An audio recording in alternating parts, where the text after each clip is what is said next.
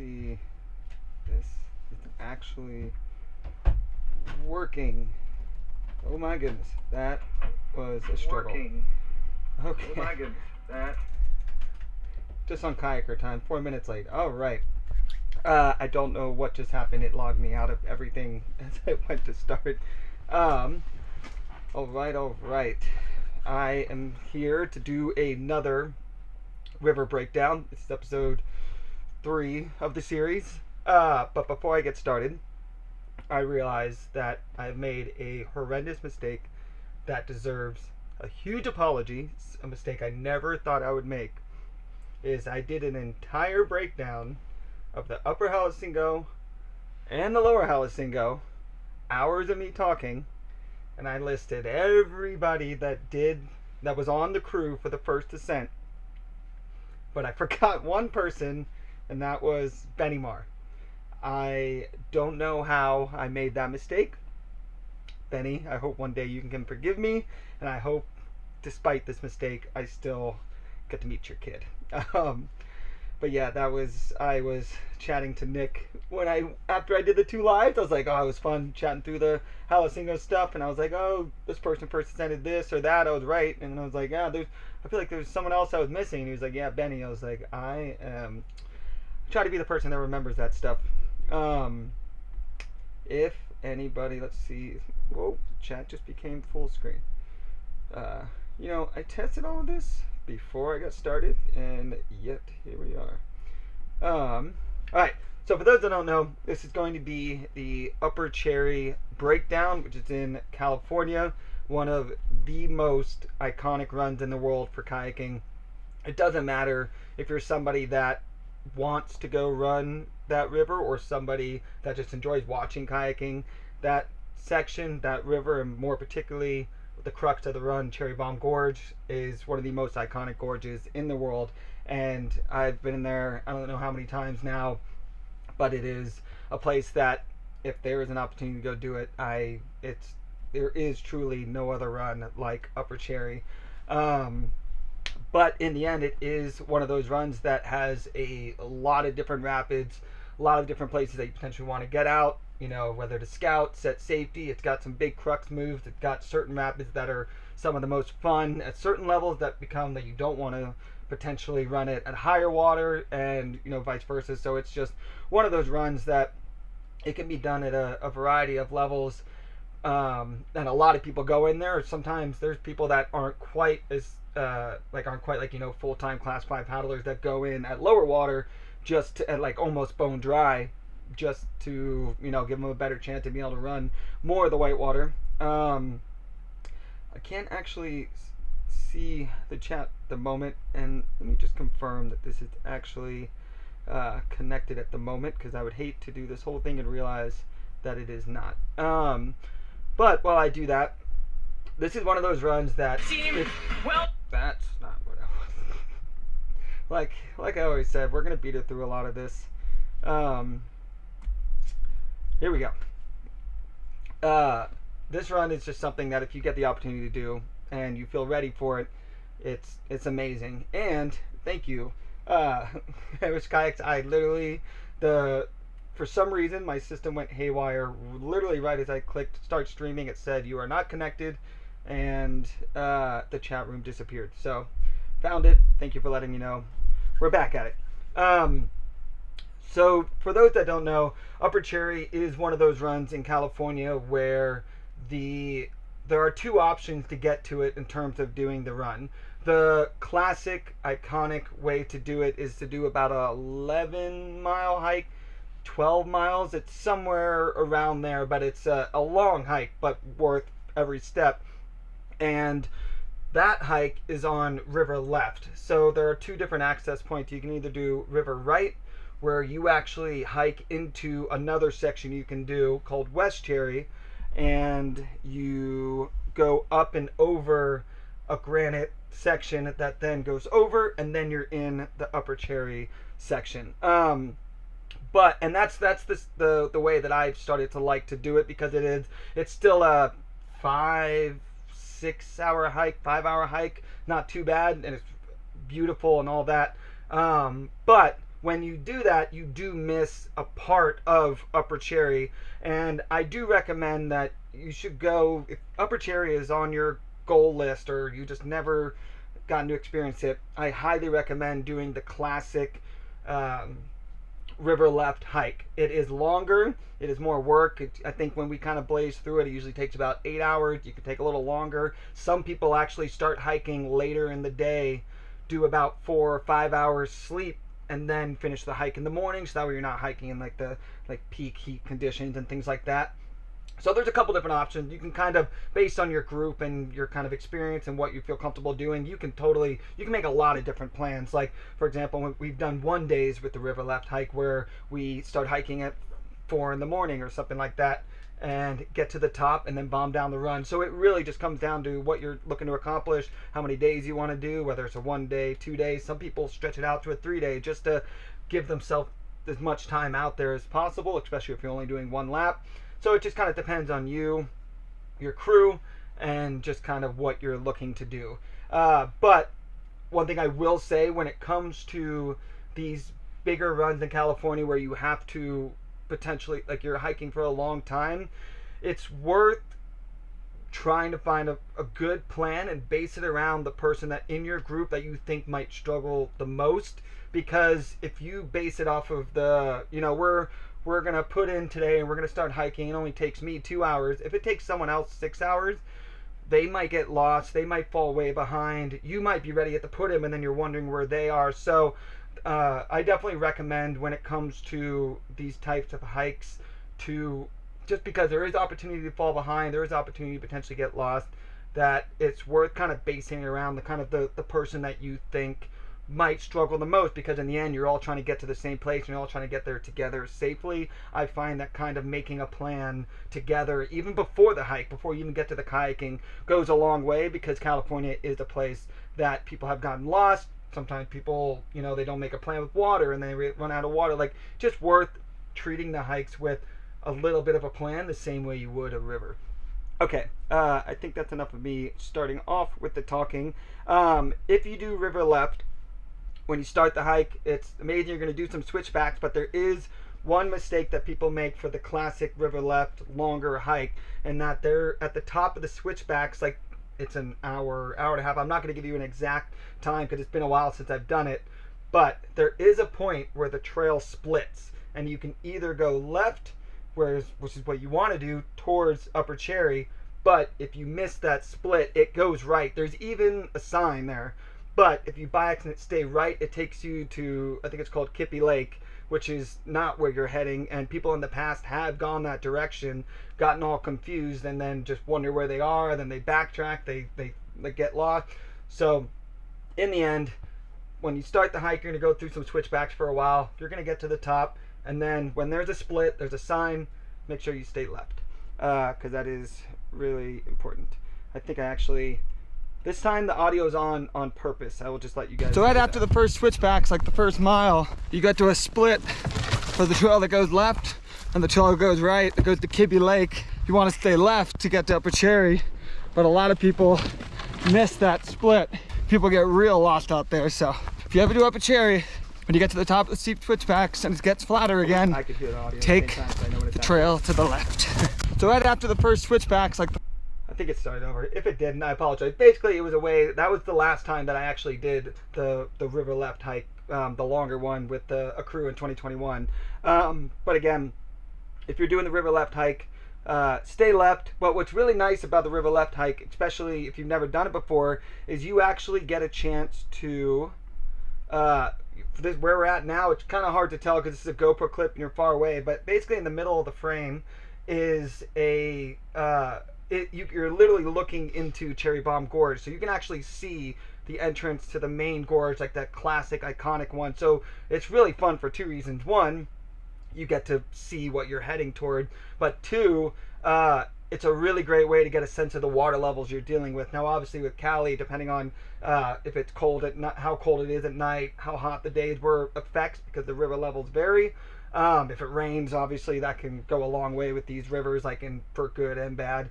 But But what's really nice about river left is you get an immediate sense of the water levels as best as you can see while looking into Cherry Bomb Gorge. If you do the river left hike, the longer one, this is what you're gaining instead of doing the shorter hike on river right through West Cherry, up and over the ridge into Upper Cherry. It's not a lot, it's a few slides, but the location and everything is super pretty and it is totally worth checking out. So if you're doing river left, these are the first things you get to do. This is called breakfast slide. The clip unfortunately doesn't have it from the top, but this does have a big hole in the middle that people have gotten stuck in and swam. Like, this is literally right after you put in after doing river left. So make sure you stay left down that first slide. This first one, after that, it's just a fun slide down the middle. It does have a kicker in the middle. What is funny about that kicker, you can see like you get some air off of it. It's kind of fun, but you know, you kind of land on the slide.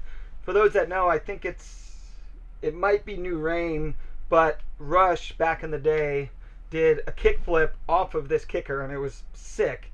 And I'm growing up, like, I always saw that kickflip and I was like, that looks so fun to try. I really want to do it. It's this kicker right here. And I was like, when I get there, I want to do a kickflip there. I got there and I was like, nah. Like, reconnect on the slide. Like, you have to like perfectly hit it or else you're just going to land back on the rock, and Rush nailed it. And I never actually ended up throwing one. But then after you get into this like area that's like, you know, you're on the moon and like it's so open, beautiful, and it's totally worth seeing at least one, particularly for your first time. But those few slides I just showed you, that top one with the hole, that one with the kicker that Rush kick flipped, and then there's a couple little ones in between that unfortunately I missed in this video.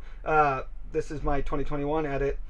And then you get that little slide after. But this is what you're getting and gaining on river left for the longer hike. It is a very pretty hike, and you get to look into Cherry Bomb. It is worth doing, I believe, on your first try, just because you get the full experience of like the kind of OG way of doing Upper Cherry. But once this is done, we get into the section where you end up coming in by doing the shorter hike from the West Cherry side, which is, this is basically what you're hiking over. It's just beautiful granite up and over. I meant to speed up this clip, but so this is the ridge that you're going over.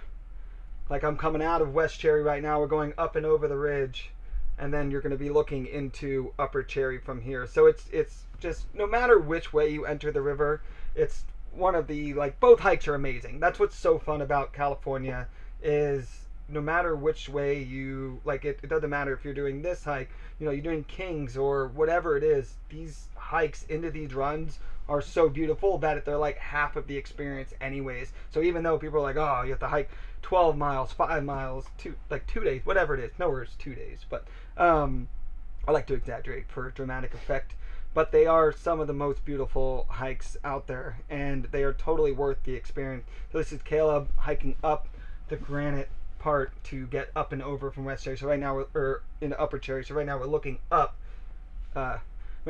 Looking up while also going into Upper Cherry. I'm gonna have to work with the wordplay a little bit there, but so like these hikes are amazing, and a lot of people are like, and they hear like, oh my gosh, I can't believe we have to hike 5, 6, 7, 8 hours, whatever it is. They're so beautiful that they are like totally worth the experience in themselves, which a lot of these trails, like, especially like Middle Kings over Bishop Pass, like that's a hike that people that love hiking go do. And then we get to do it. We get to do the hike and the kayaking. Like, it's one of my favorite parts about doing a season in California. It's just getting the combination of both. And I don't necessarily like love hiking.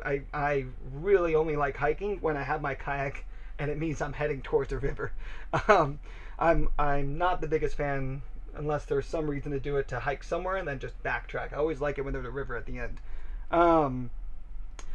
Let's see, I got to pull up the actual GoPro edit from this, which was all right, on to the next. We're here at, but the like, so now one of the great. I showed you the river left hike.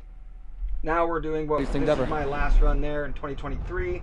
The big upstream a little bit, and up and over and upper. Is that there's basically right where that dome comes down. There's a road that splits, and you go to the trailhead where you're hiking into West Cherry, which basically you're just hiking. It's a super amazing hike that you end up at Graceland. It's one of the biggest slides that in Cali that you can do. It's so amazing.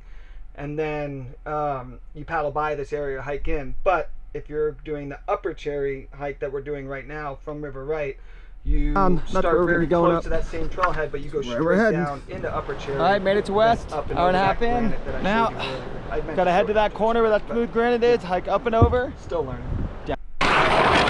Cherry hike and the West Cherry hike up and over. Out again. Look at that really nice cherry bomb. We're gonna I meant to show the down fin. Now, gotta head to that corner where that smooth granite is, hike up and over to the one patch. And then once you get to the top, I'm cutting through way too fast here. When you get to the top, you're gonna see what you're hiking into. It's one of the prettiest views.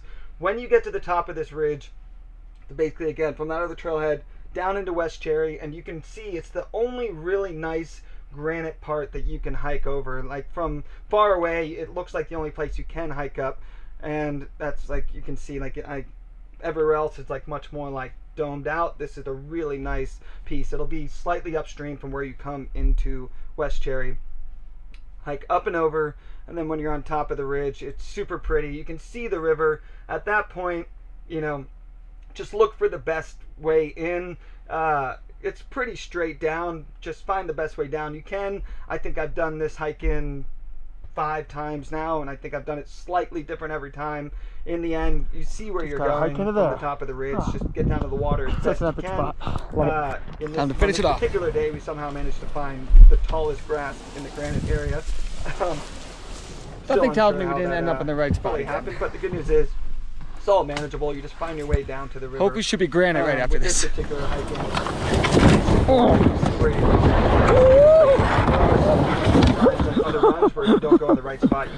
Okay, so I think we were supposed to stay left. Look at that, really nice areas, potentially more granite. We went through the one patch of gnarly bushes. As you see, you just work your way down the so granite, close. find your best way to go. And once you're there, what's so fun about these hikes as well, whether it's river left or the right one, just over 4 hours, it's just right around 5 miles. There, you know, so much good kayaking from here. We get to go through Cherry Bomb. We're going to camp at Flintstones tonight. Then a ton of great kayaking tomorrow. West Cherry is epic, but there are a decent amount of portages and solid amount of work, particularly for a one day. But Upper is so clean and so sick. Fired up to take these guys in there. One of the best parts about now. How those pre-made sandwiches looking? They are fucking so good, dude. Oh yeah, let's go kayaking. Everybody right? Then once you're in, you can start off with some just kind of cruisy slides. You know, there's a lot of eddies you can catch. They're all fairly like straightforward. You can kind of see what you're getting into. There's a lot of eddies along the way. Always love this little slide because you get on the edge and like as you can see, there's always eddies, always places to stop. All these first slides are very smooth, particularly at lower water. They're probably not going to really have any holes you can really get stuck in, but you know, in the end, you can always get out and scout, get a look, or even Portage if you really feel up to it. But in the end, all these are just really cruisy, just great.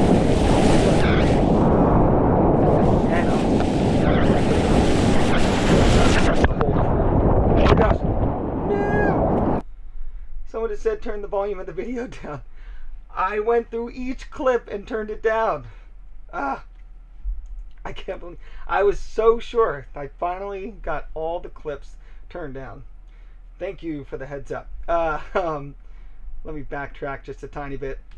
In case it was drowned out by the rest of the audio from the GoPro edit. Once you get in, once you're done with the hike from River Right, you're going to start off with some cruisy slides. You have a little while of just really fun, flowy slides, particularly at low water. They're probably not going to have really any big holes to get stuck in. In the end, they're really easy to scout, really easy to check what you're going into. There's a lot of eddies, so it's super easy to kind of cruise, and just a great way to start the day because you're right into it as soon as you finish the hike. This particular slide, it kind of, there's some eddies above it, so it's really obvious, but this, you're gonna kind of be entering on the left side above it, and there is like a little low water channel, but you're running this one all the way on the right side. And again, it's just one of those things where it takes 2 seconds to scout. So as soon as you're like, I'm not sure, get one person to get out, and then you can be like, oh, this is clearly the channel we're supposed to go into. And then after that, you can have a couple fun booths. Right as it starts to narrow up is kind of where get some more like flowy rapids like this. But as soon as it looks much narrower like we're at now, again, all of these rapids, a lot of these, like there's so many easy places to catch an eddy and get your bearings, make sure, because it's always worth a quick scout rather than bombing into something blind. And what's so great about a lot of these places, all it takes is one quick person to get out, confirm where you're at. But once it gets nice and narrow like we're looking at now, you're coming into West Coast Gorilla or Cali Gorilla. Super easy to scout, super easy to stop before. You're going to have these couple nice flowy booths just before it. What Cali Gorilla is basically exactly as it sounds. I'll play my POV first. Super easy to scout on river left above it. There's a huge eddy. Super easy to get out, to film, portage, scout, whatever it is. And basically what you want to do, it's a very narrow flume and it looks worse than it goes. But the way you run it is when you're scouting, you're going to see this kind of curler wave hole at the lip going from left to right. You kind of just follow that off of the lip, get the kind of the best boof you can, but the most important thing is just get your left knee up, and then when you land, you just ride it out as best as possible. I find that the people that try to do the most end up with the weirder lines, whereas if you just kind of carry that right momentum, get that left knee up, you kind of just ride it out. It goes a lot smoother than it looks. This is Cali Gorilla from the top. It's not the best angle. Huey was going for a more creative shot with that one, but I believe I have some shots of other people running it immediately after this. But in the end, like the weirdest thing I've seen happen is people kind of just feel it out. They might have to do a brace. They might kind of get pushed up against the wall, but as long as you get that left knee up and point it straight down the flume, it goes really good. But the nice thing about this one is it's super easy to portage or scout. It says safety and all that, but to portage is not hard. So if it's not something you're feeling, it's not the end of the world. It looks funky. It goes better than it looks, but there's like if you're not feeling up for it, you're gonna get so much more good whitewater outside of that one. Yeah, like there's just always some bouncing around, but it goes really good. But it's one that just portage it if you're not feeling it, because it's not like that's the one thing you're in there for. You're getting dozens and dozens of other just gems out there, and that it's not required. Then you have a really nice, fun kind of cruisy booth right after. After this little step down booth, you're going to see it kind of really narrow up again, and you're going to be heading into a very unassuming flume into a hole. This one, I always, it sneaks up on you, but it's not hard to do. But when it gets, after these nice booths, when it gets really kind of narrow again, you're going to see some slides, lots of eddies to catch to make sure you're in the right spot. It's kind of a flume that goes into a really nice U-shaped hole. And that hole kind of sneaks up on people because you're kind of white out. And people have gotten stuck in it. And it's not the worst hole in the world. You can surf out of it. But you are kind of committed in that gorge. And that hole immediately goes into the next rapid, which would be not very ideal to swim. So in the end, the rule of thumb is just don't swim on these runs, because it's always easier to surf out of a hole than it is to be dealing swimming in these places. But I actually have the clip of when the first time I realized that this hole kind of sneaks up on you in 2016. I was leading Rush and Nuria, Nicole, Brendan. I was leading down a crew for a project that Rush was filming with Nuria and I. And this flume just kind of, right here, you can see there's some eddies to catch, but you just kind of fall in. The key is just get the best boof as possible, but you don't think there's a hole there, and then all of a sudden it's there. And when these guys were kind of just bombing together, we just ended up having a few people get stuck at the same time. Spoiler. As long as you're pointing straight, you should blow through. Unfortunately, they were just sideways, ended up getting stuck. There are places you can get out to set safety on river left. But it's always that classic snowball. The first person falls in, it kind of just messes up people after that. In the end, it's not like a big crazy hole. It's just kind of awkward, but it does go right into the next rapid that it would not be enjoyable to swim. So it's just worth knowing that hole kind of sneaks up on you. Nuri, I think, gets out like right after this. Like it washes you out eventually. But just know that the hole is very unassuming, and I've seen people get stuck in it just totally random. These days, you know, a lot of boats really carry your speed through, even if you don't get the best boof. But this is that same rapid. Just kind of cruise, get the best boof as possible. If you are one of the first people through, it's worth being in this eddy or potentially getting out of river left to be ready if somebody were to get stuck in the hole. But again, especially if it's anything at those lower flows, that hole, as long as you're pointing straight, you're going to make it through. It's just, I always try to let people know that there's going to be that hole sneaking up on them. The reason that you wouldn't want to swim out of it is this is the rapid immediately following it. It's kind of it's like a booth that goes off a little like kind of slide thing, but the left side has a pretty savage pothole. I personally am not aware of anybody that's gone into it. In all the groups I brought down, all the trips that I've been on, I haven't seen anybody get like super close, but it is there. So what I do is I tell people immediately following that hole that I said sneaks up on you, you're going to be running this booth where you're trying to move back to the right. As long as you're moving back right, you can kind of see on the left side of the frame, there's the pothole there, and there's kind of a kicker protecting it. I've always felt that if someone didn't know to drive right, they might hit that kicker and get sent into the pothole, and there's not a lot of places to access someone there. So it always just something that I try to reinforce to really drive as hard right as possible. So again, after you do this flume into that hole, enter left, get this boof as best as possible, carry as much speed right as possible, and especially like right now we're at, I would say, medium highish levels. If it's anything lower, you have a lot less boils pushing you around. And again, I haven't heard of anybody going in here. There's been so many people over the years, I'm sure someone had, but it's just not very accessible and very easy to avoid. So I highly recommend getting as far right as possible. In the past, the first few times after I did my first lap, I led down like, I don't know, a couple crews after.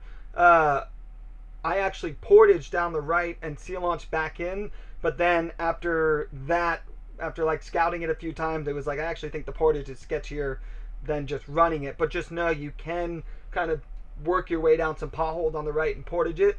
But in the end, it is not a difficult line. Just boof right, move right, avoid the pothole, and that goes straight into a couple just kind of fun boofs. That is the other thing about like some of these rapids, things just kind of keep blowing through, so there's just not a lot of access for someone that's behind you that potentially has something go wrong, and that's why it's just really important to not only know the lines, and if you're leading, like really reinforce like what the lines are, but to still stay on your game even on the smallest of rapids.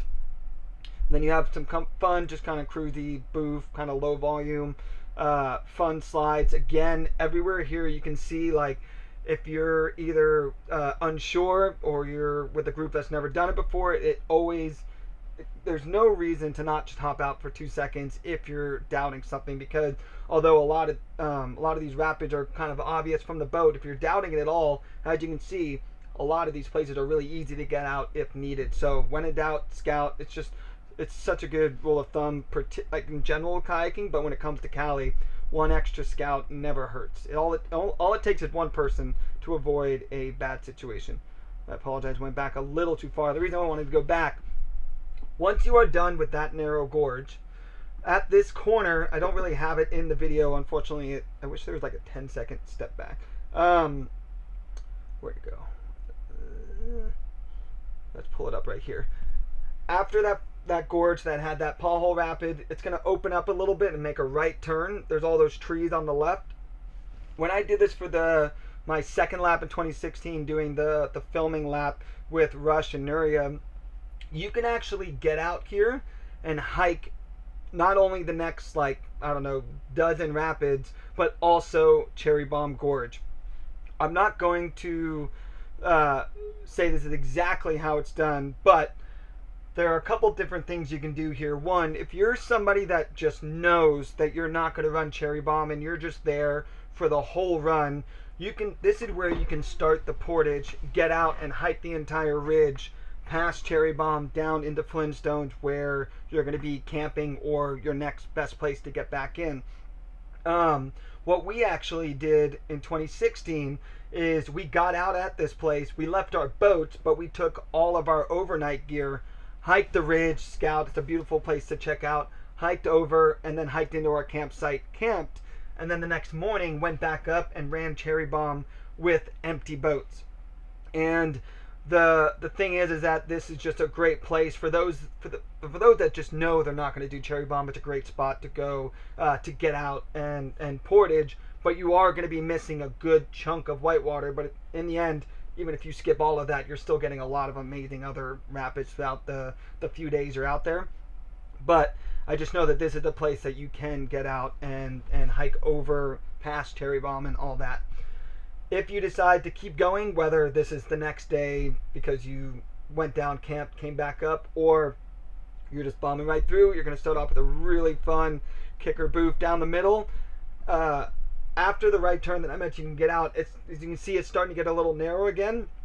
These rapids kind of blow into each other a little bit, but at the bottom of this kind of open section before it gets really narrow, there's a rapid that has kind of a curler kind of falling off of the lip right to left, and your goal is to get up and on top of it as much as possible moving right. So you're going to start off with kind of these slides, couple little features, just feel it out, ride it out. This is super easy to scout on the right before these rapids begin, whether to scout, set safety, or just see if you do want to run these rapids. And if you decide you do, keep progressing. If you decide you don't, and you also know you're not going to do Cherry Bomb, you can go back up and hike from those trees up onto the ridge like I mentioned.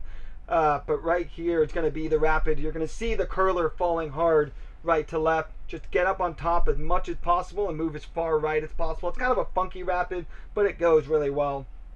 And again, like all these are super easy to scout from the right side before you commit to really get a sense of what you're getting into.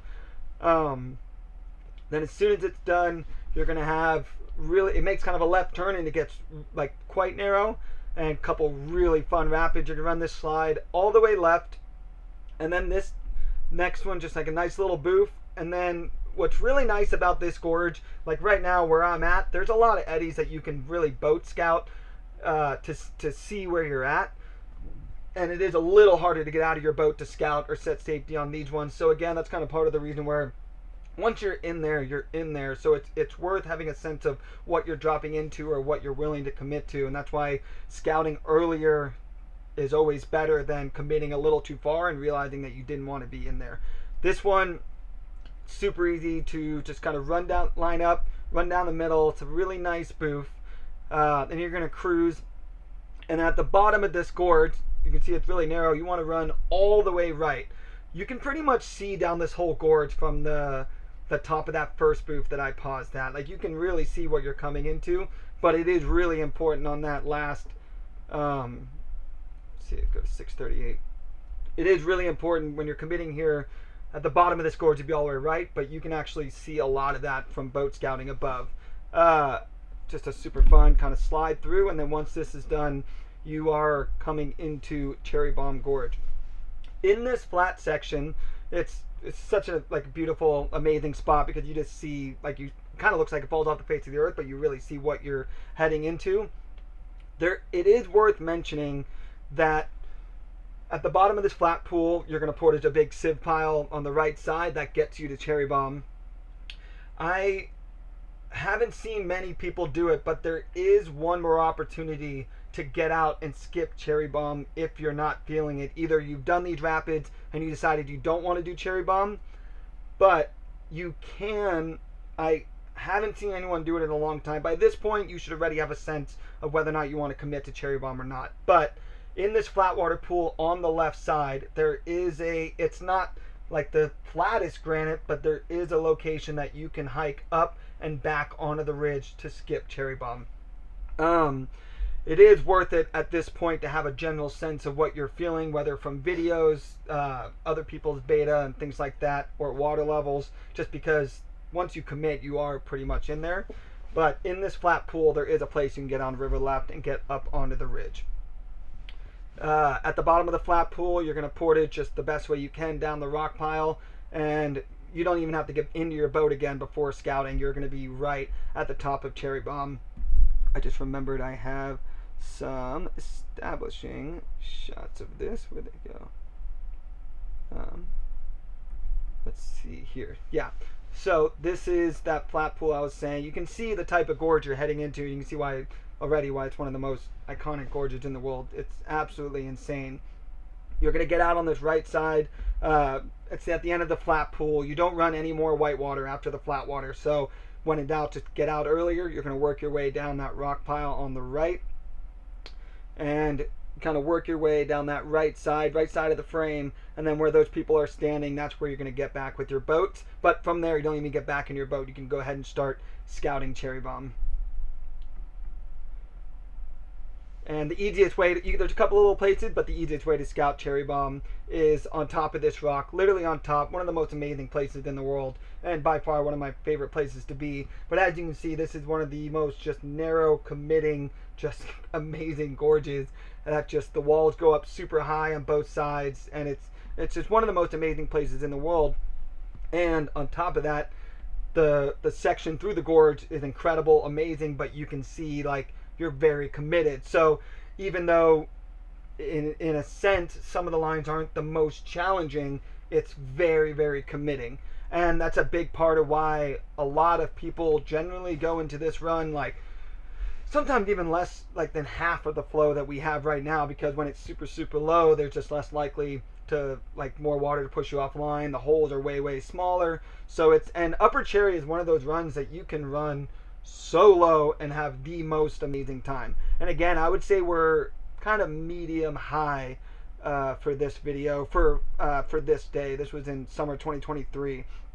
Let's see, let me pull back up Cherry Bomb. So unfortunately I meant to ask who got the first ascent of Cherry Bomb back in the day.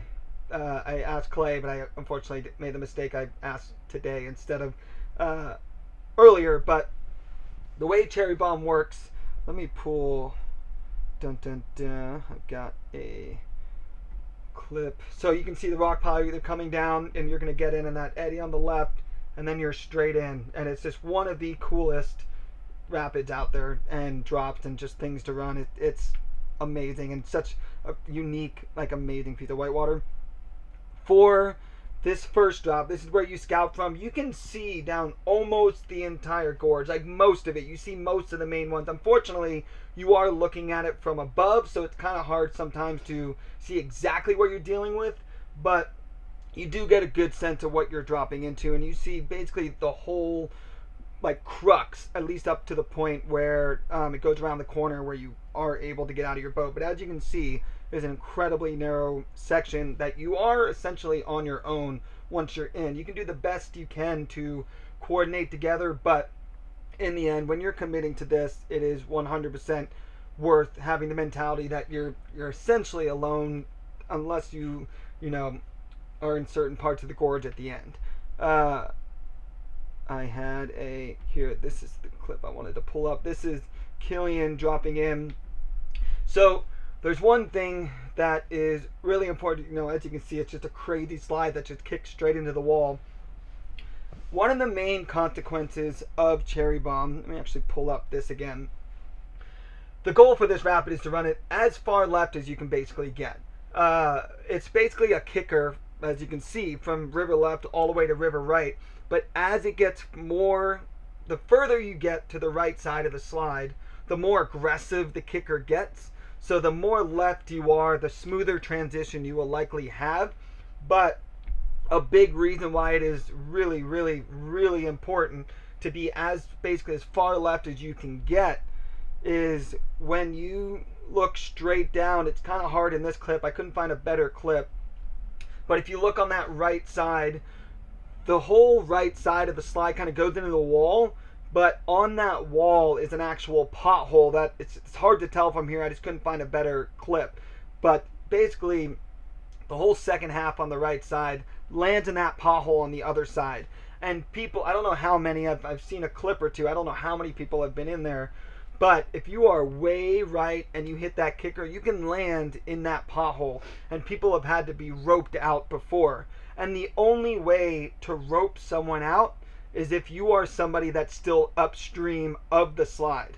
So, like, if you were the last one to go, you're going to be on your own in that situation.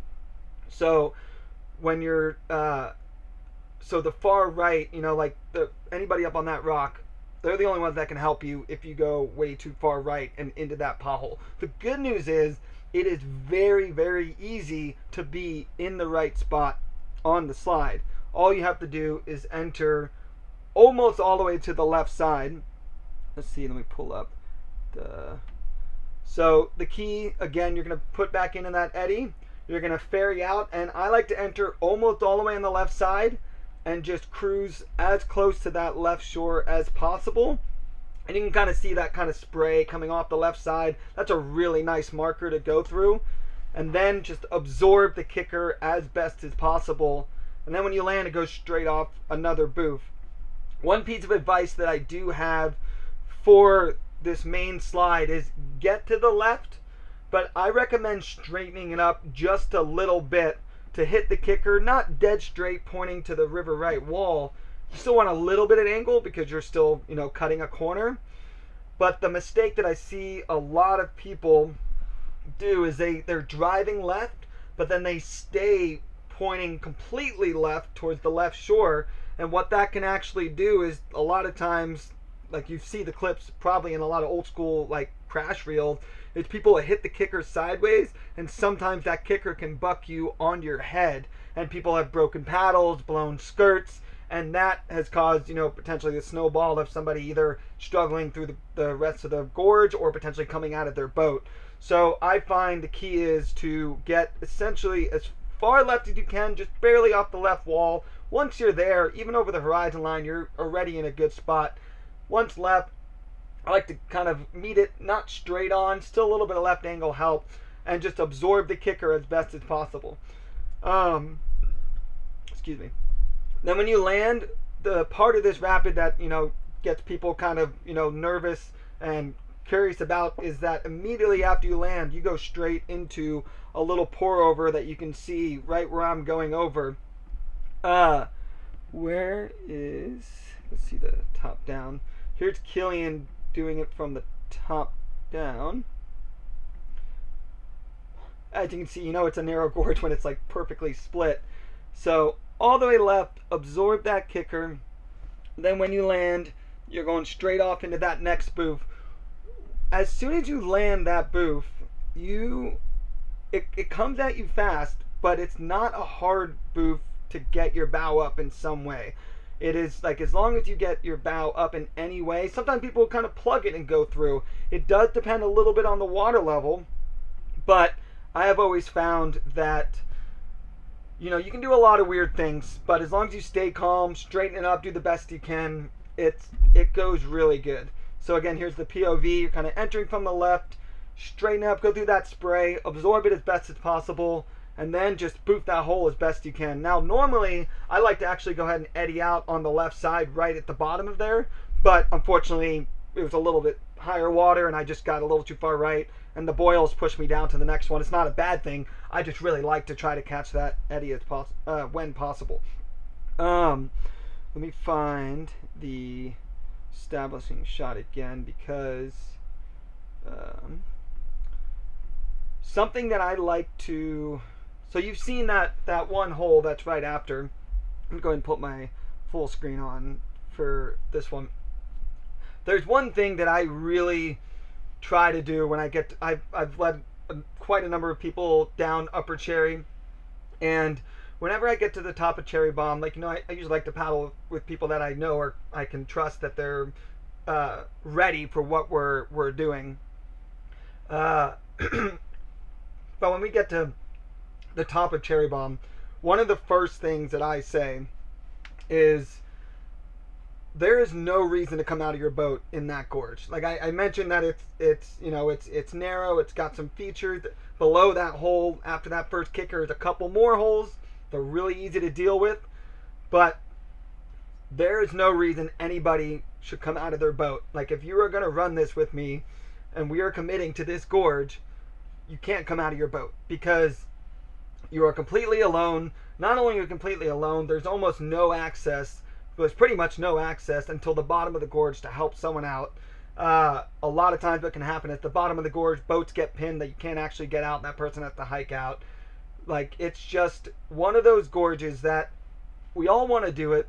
We all think that it's like a gorge that we would love to have our own experience in, but do not do it if you have any thought that you could come out of your boat with those features that are in the gorge. They are all super easy to deal with. They might sneak up on you. They might do some funky things. There are people that get beat down, but I tell people you're not allowed to come out of your boat if you're dropping into this gorge with me, because none of those features, if you feel ready to run Cherry Bomb Gorge, then none of those features that are in there should give you trouble that you can't handle.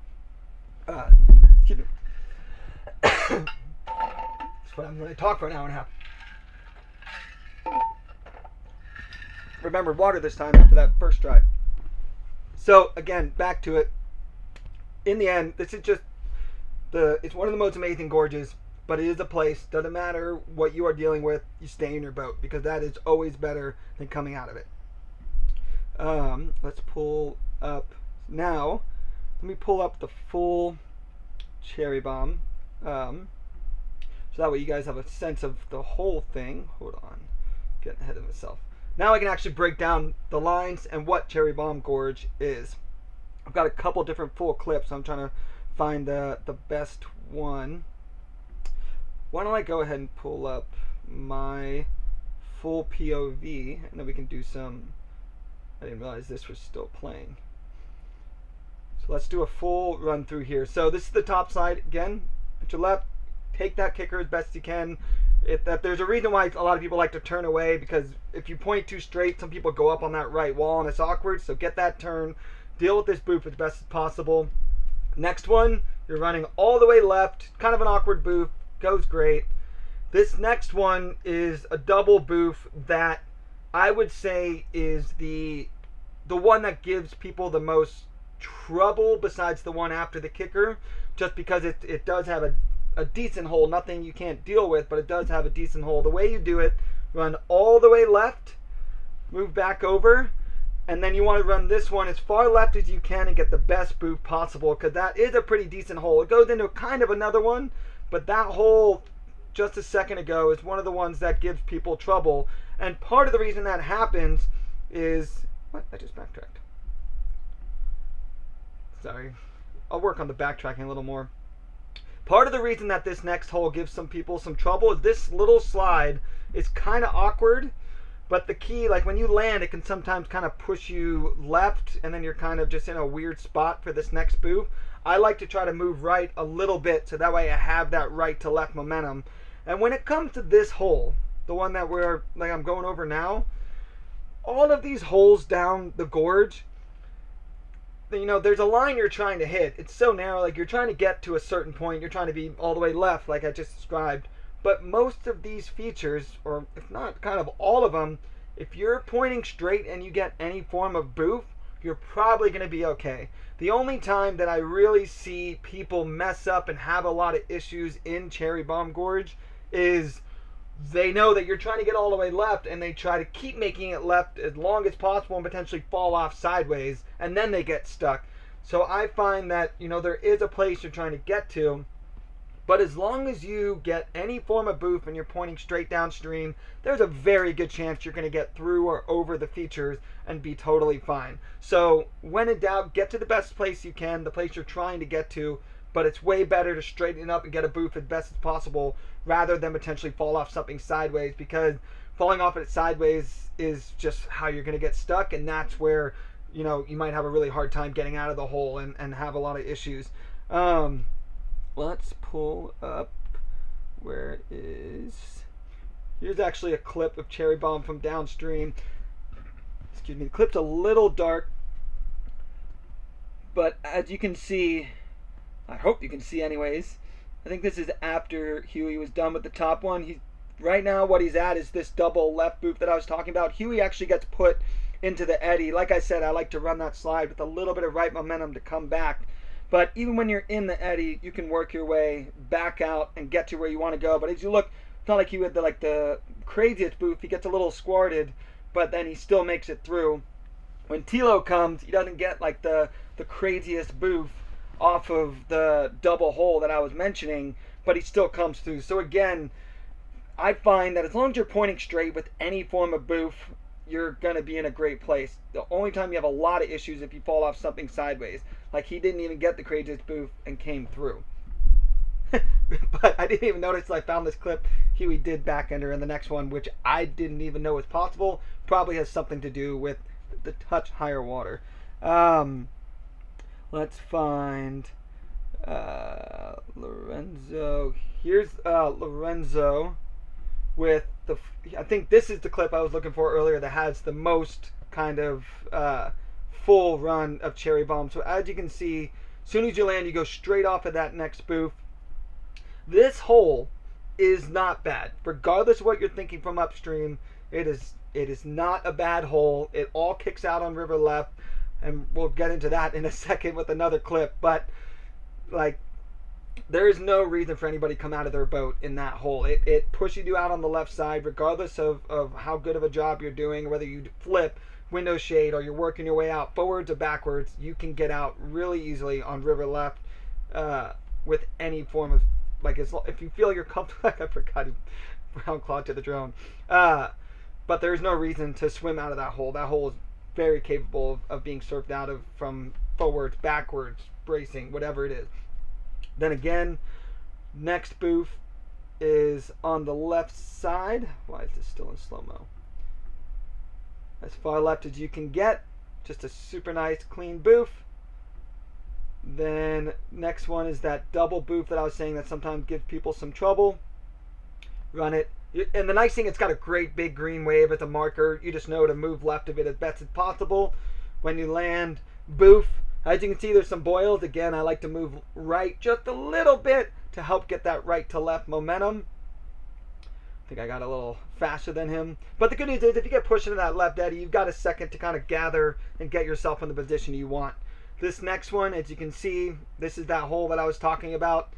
Trying to get all the way left, but in the end, get the best boof you can, pointing straight down, and you will likely blow through. The only time you should get stuck in that hole is if you're dead sideways. Then it kind of goes into this little hole, and then you keep moving downstream. It's kind of a little flume, like, not flume, but some wave trains immediately following this. And then after that, goes into, this is the exit of the gorge. This rapid is kind of like, if you're scouting from above cherry bomb, this is kind of like the last thing that you'll maybe see the lip of from above. What it is, it's just a really nice, kind of awkward, like I said, nice and awkward thing, but it's a nice kind of flume boof. It's kind of weird to keep your bow up, but run it right down the middle. And then the final move of the gorge, where you're at a point where you've got eddies, and also can start looking for places to get out, or to film, or to run back up to help set safety as best as possible. The only thing about this exit is you can kind of see, because it's a little higher water, it's hard to tell, but there's a rock in the bottom of the frame. This rock, when it gets lower, gets much, like, obviously just, it's out of the water a lot more, so you want to boof left of it and go around it. This is also the rock where a lot of times when people do decide to swim in Cherry Bomb Gorge, their boats will get stuck on, and it can be either really, really difficult or not possible to get it off with, and they have to hike out. But it's super easy to line up. You just do the entrance down the middle, and then at the bottom you're boofing left of this rock. Let me pull back up the GoPro so you can see what that looks like with POV. And I'll do a quick run through afterwards. It's a reminder of the sequence of rapids. This is that flume I was talking about. Just do the best you can to boof down the middle, and then kind of ride it out, and then boof left of the rock. Then you're just kind of cruising down, and from here you can kind of start looking for eddies to get out on. There is one more really nice kind of 3-foot boof immediately after you run it on the left side. From here you can get out on river right really easily, and you can either go up to shoot photos or whatever it is, but at this point, if you are somebody that you're not the last person, if you get out on River Right, you can walk up, and you can't make it all the way up Cherry Bomb Gorge, but that is pretty much your best case scenario of being able to help someone out from River Right when it comes to bringing your rope with you and helping if something were to go wrong. I've got a clip of Killian. Yeah, here we go. These guys are filming from River Left, but you can see Killian where he is. Like, there is access and kind of the second half of the gorge. It's not easy access, but once you're through the gorge, if you're one of the earlier people and you know that there's more people coming, it's worth getting out, whether to not only film, but you can also be there to help set safety as best as possible. Dun dun dun. I got out to drone. I'm trying to find where'd it go? Oh gosh, I lost the clip. So I'm gonna do one more. We'll do one more run through just the full gorge, so that way you're not overwhelmed. Like, wait, is this booth there or that? Especially with putting in the real clip. So here's the order for Cherry Bomb. Start off at the top. Enter as far left as you can. Straighten up a little bit, and then as you land, turn. Get up and over this hole as best you can. If you get stuck, super easy to get out of River Left. Next one, all the way left. Kind of an awkward booth. Goes good. Then again, it's all the way left, but try to carry some speed to the right so you can get that right to left momentum for this next one. But no matter what happens, just boof it straight. Kind of a funky little hole. You're going to cruise. Then you're going to go into this kind of awkward flume boof. Boof it as best as possible. Stay down the middle. And then at this level, or especially lower, go ahead and boof left of this rock. That's kind of, it's just a pillar right now, but at low water it becomes more pronounced. From here, you can get out on River Right to go up and be ready if something does happen to somebody, or shoot photos and just kind of appreciate the gorge that you just ran. That bottom hole, like, all of them are really easy to boof. The one that gets people is the one immediately following the entrance slide, and that's because it comes so fast. Sometimes people go up on the right wall and flip off of it. I do actually have a clip of Huey getting beat down. Sorry, Huey. This isn't like 60% speed, so this isn't actually like the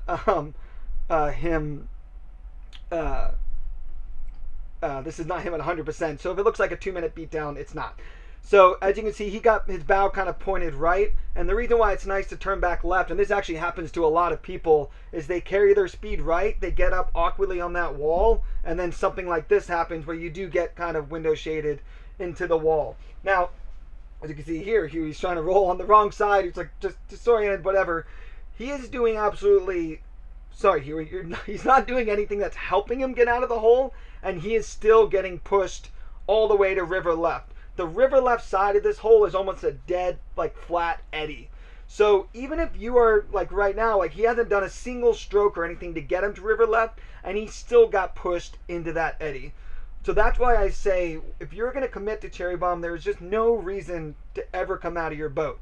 Because even that first hole, it almost pushes you in that eddy unless you're fighting hard to go the other direction. And if you're forwards or backwards, you can back out into the eddy. Or, even if you're upside down, it's constantly pushing you River Left. And this is medium higher water, so if it's anything lower, it's only going to be easier. And that's why I say, like, there's just no reason this hole, regardless of what happens to you upstream, should cause you to come out of your boat. But you can kind of see why he got window shaded. The bow got sent a little right, went up on that rock, and then that just kind of awkwardly put him into the hole. Now, I've seen people do a lot of different things there and be fine. He unfortunately just got window shaded. But again, even with him right now trying to find his bearings, all the hole is doing is pushing him to River Left towards the eddy. And I've actually, the reason why I like to catch that River Left eddy is if there's somebody that is struggling, like, or it's kind of stuck, you can give someone your bow, but, like, in the end, again, there's just no reason that hole, if you're somebody that's willing to drop into Cherry Bomb, if the first slide, something you feel ready to handle, that hole should not be something that makes you come out of your boat with or without a paddle. It's always pushing you to River Left. The only time I see people struggle in this hole is they're trying to get out on the other side, and it's like, no, all the hole is doing is pushing you the other way, and it literally goes essentially directly into an eddy there.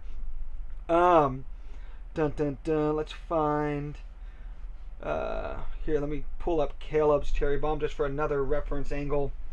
Yeah, in the end, it's it's one of those things that you definitely want to feel ready for. You want to make sure, like Caleb's even more left than everyone else, and he's fine, and he's like, pointing a little straighter, and then when you land, go straight off the booth.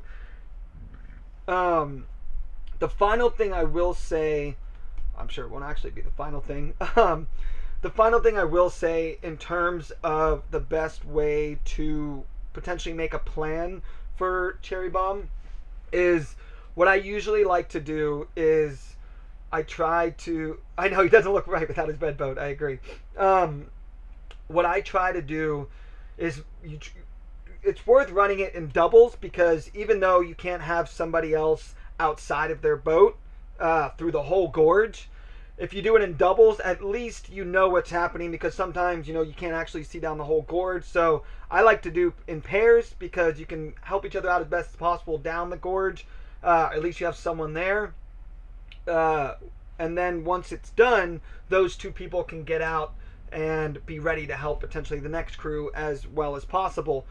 But the one thing that I always say when I'm at the top of Cherry Bomb is whoever is going last needs to be the most confident in terms of hitting that entrance slide, because again, oops, let me turn off full screen. Again, the whole right side goes into that pothole, and again, I don't know how many people have done it. I think maybe only a few, but you need to be roped out. The only access to get roped out is if there's anybody still left upstream. And I'm pretty sure it takes a couple people to even make it happen, because it is so wet and slippery trying to get down that right side to rope someone out. And you definitely need to make sure you have like the right footwear and all that. So I always say whoever is going last needs to be the most confident that they will not mess up the upper slide, because they will actually be alone. Even if you are waiting just below it on river left, if somebody, the last person that goes, ends up in that pothole on the right side, they are completely alone, really, until I don't know, people hike up the ridge and go back around, which is ridiculous. That's an hour and a half. So that is something that I usually, not usually, every time I'm there, I say, if you, whoever is going last needs to be the most confident. I usually like to go first, so that way I can go with someone else, demonstrate the line, and then set safety where I can and help out the group behind. But the last person cannot be the most nervous. Let's see if I got any more Cherry Bomb stuff before we move past. Does anybody have any more questions on Cherry Bomb itself, just in case before I move past it? Because this is one of the most amazing pieces of whitewater in the world, and it's, everybody wants to do it, but there are some factors, like essentially being alone and really just making sure you're ready to deal with the features that are in it. But I believe I showed all of the Cherry Bomb. And again, if I remember correctly, it's been a very long time since I've been there that somebody actually had to do this. Oops. But if you're scouting from Cherry Bomb, at that point you should already know whether or not you want to commit to it. But if I remember correctly, you can go back up the sieve pile across the flatwater pool and go up that granite piece that I mentioned earlier. But I definitely, at that, I usually say, don't come to the lip of Cherry Bomb unless you have a really good sense that you're ready for it and plan on it, because the mission back can be a lot harder. But at the same time, that's better than committing to something you're not feeling 100% confident for. Cool, so that is Cherry Bomb. Again, maybe I should do one more establishing shot of it, because it is just one of the most amazing places in the world. That gorge is just somewhere that you just don't, only in Cali do you get something that majestic. When Cherry Bomb is done, you're going to come into the Teacup section, which is absolutely glorious. Let me get back to my main GoPro edit. The next section is one of my favorites. Oh crap, I went back to the beginning. That's why it happened. I was like, why is it a black screen? As soon as you're done with Cherry Bomb, again, once it's finished, after this booth, that's when you can start looking for places to get out. I believe from here, that's where I was flying my drone. Immediately following that, you're going to have a really fun slide down the right side that leads you into the Teacup section. This one, really just joy. Nothing but joy. From here, you are into where? I've got the Teacup, but I've got an establishing shot of it. Oh, here we go. Got it. After that, it goes into this section, which is one of my favorite sections of the whole run for two reasons. One, it's awesome. But two, you can lap this whole section as much as you want. And not only that, it's right next to the campsite, the iconic campsite, Flintstones. So this whole section you can lap super easy on the river right side. You also, like once you're done with Cherry Bomb and you do that little slide, you can scout this very easily on river right. So the top right, or the middle frame right now is the slide that you saw me do last. You can scout this whole thing really, really quickly. And it's super easy to see what you're getting into, but it is one of the most fun sections because you can scout it really easy on the river right, but walking back up the whole Teacup section in this rapid that's in frame now, it's so fun. Let me pull up. This is the other angle of the section that I was just showing. Now let's pull the GoPro clips back up. The way you run this, gotta get the click the play button, is kind of enter this slide down the middle. You kind of have a just kind of cruisy middle, right, wherever you kind of end up. Fun slide. Then right as it makes this left corner just ahead of me, I like to move to the right a little bit. And then you have that nice marker curler in the middle, but you're trying to run this essentially middle, right. And the reason for that is that gives you the best chance for the most fun. Sorry, someone was asking me a question. I thought it was based on this clip. Sorry, I backtracked. But the reason why I like to be middle right is that's the best chance of hitting this best kicker right here, which is the most fun. And then when you land, you kind of feel it out. You're going to go into this kind of awkward thing that goes immediately off like a 3-foot boof. It's super straightforward, easy to scout. It can be kind of awkward. It can kind of push you out. Or push you around. There are some eddies that people can get stuck in, like that nice big kicker. There's kind of a pothole eddy on the right that I've seen people paddle out of. So there are some places on that entrance rapid that you can potentially get eddied out. But not only if you have someone up on the ridge can help out if they're struggling, but all of them are possible to paddle out of. But they are there. Sorry, just looking at the chat question. Next, as you can see, the people by accident, getting stuck in an eddy and coming off of it. You can paddle out all of these eddies. They just sometimes take people by surprise. Killian actually by accident got flipped over going off of it. This hole, you can surf out of both sides. It's got a nice boil in the middle that splits it. Immediately following that is a really fun 8-foot boof. You can run this anywhere across it. Doesn't matter, left, right, middle. Then you have a super fun, kind of double step boof. Again, straightforward, easy to scout, easy to tell where you are. Then you go straight into the end of the Teacup, super fun, 6, 7, 8-foot boof. Then you're going to want to run the next one all the way left and the one next all the way left as well, because these two do kind of have potholes, but it's really, really easy to go all the way left and the line is super straightforward. And then you just slide out, you're in a big majestic pool, and on the left side is the iconic campsite, Flintstones. Yeah, total playground. One of the greatest pieces of Whitewater there is. The whole section is incredible, but that little piece I love so much. From here, in this pool, is the Flintstones campsite on the left side. One of the most beautiful campsites. It's in these trees. It's at the bottom of that nice granite.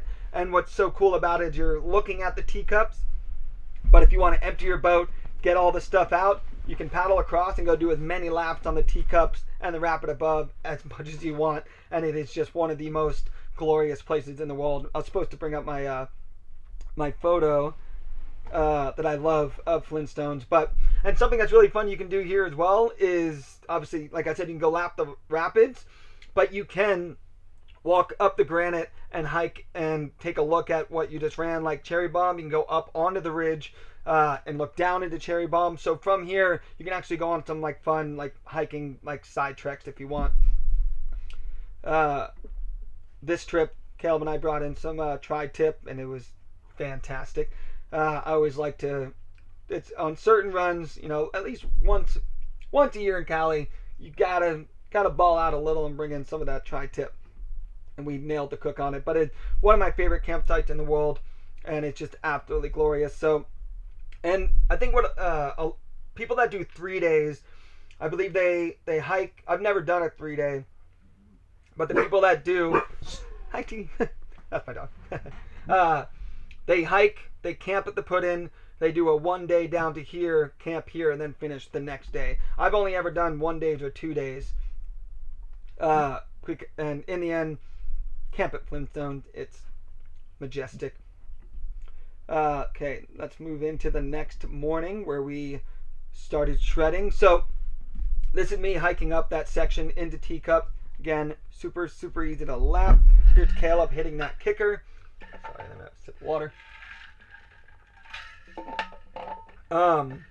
Super easy to film, super easy to help out people if they need safety.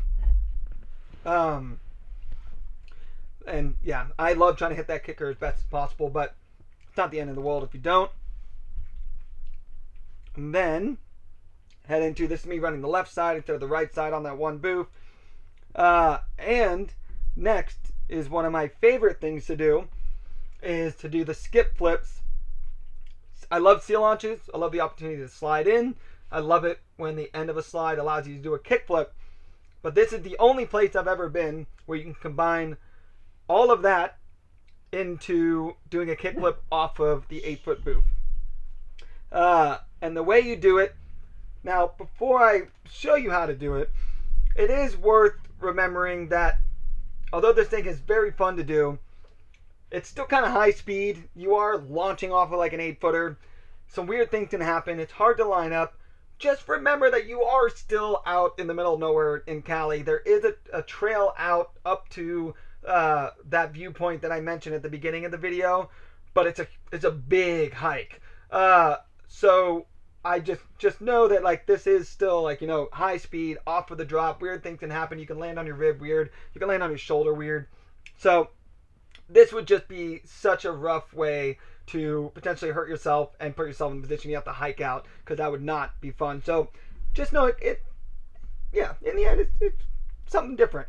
But when you do it right, it is one of the most fun things in the world to do. It's one of my favorite things. This is what it looks like from outside.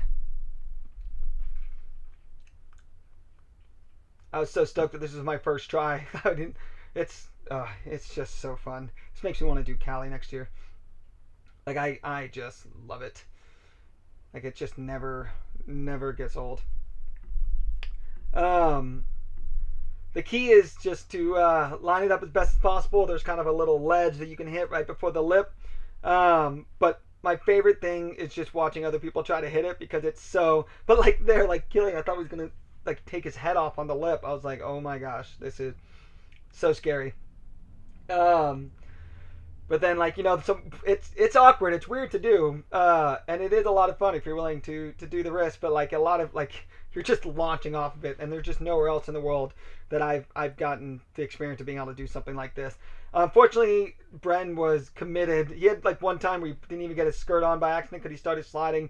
He never got the kickflip, unfortunately, but I kind of got the kickflip on that one.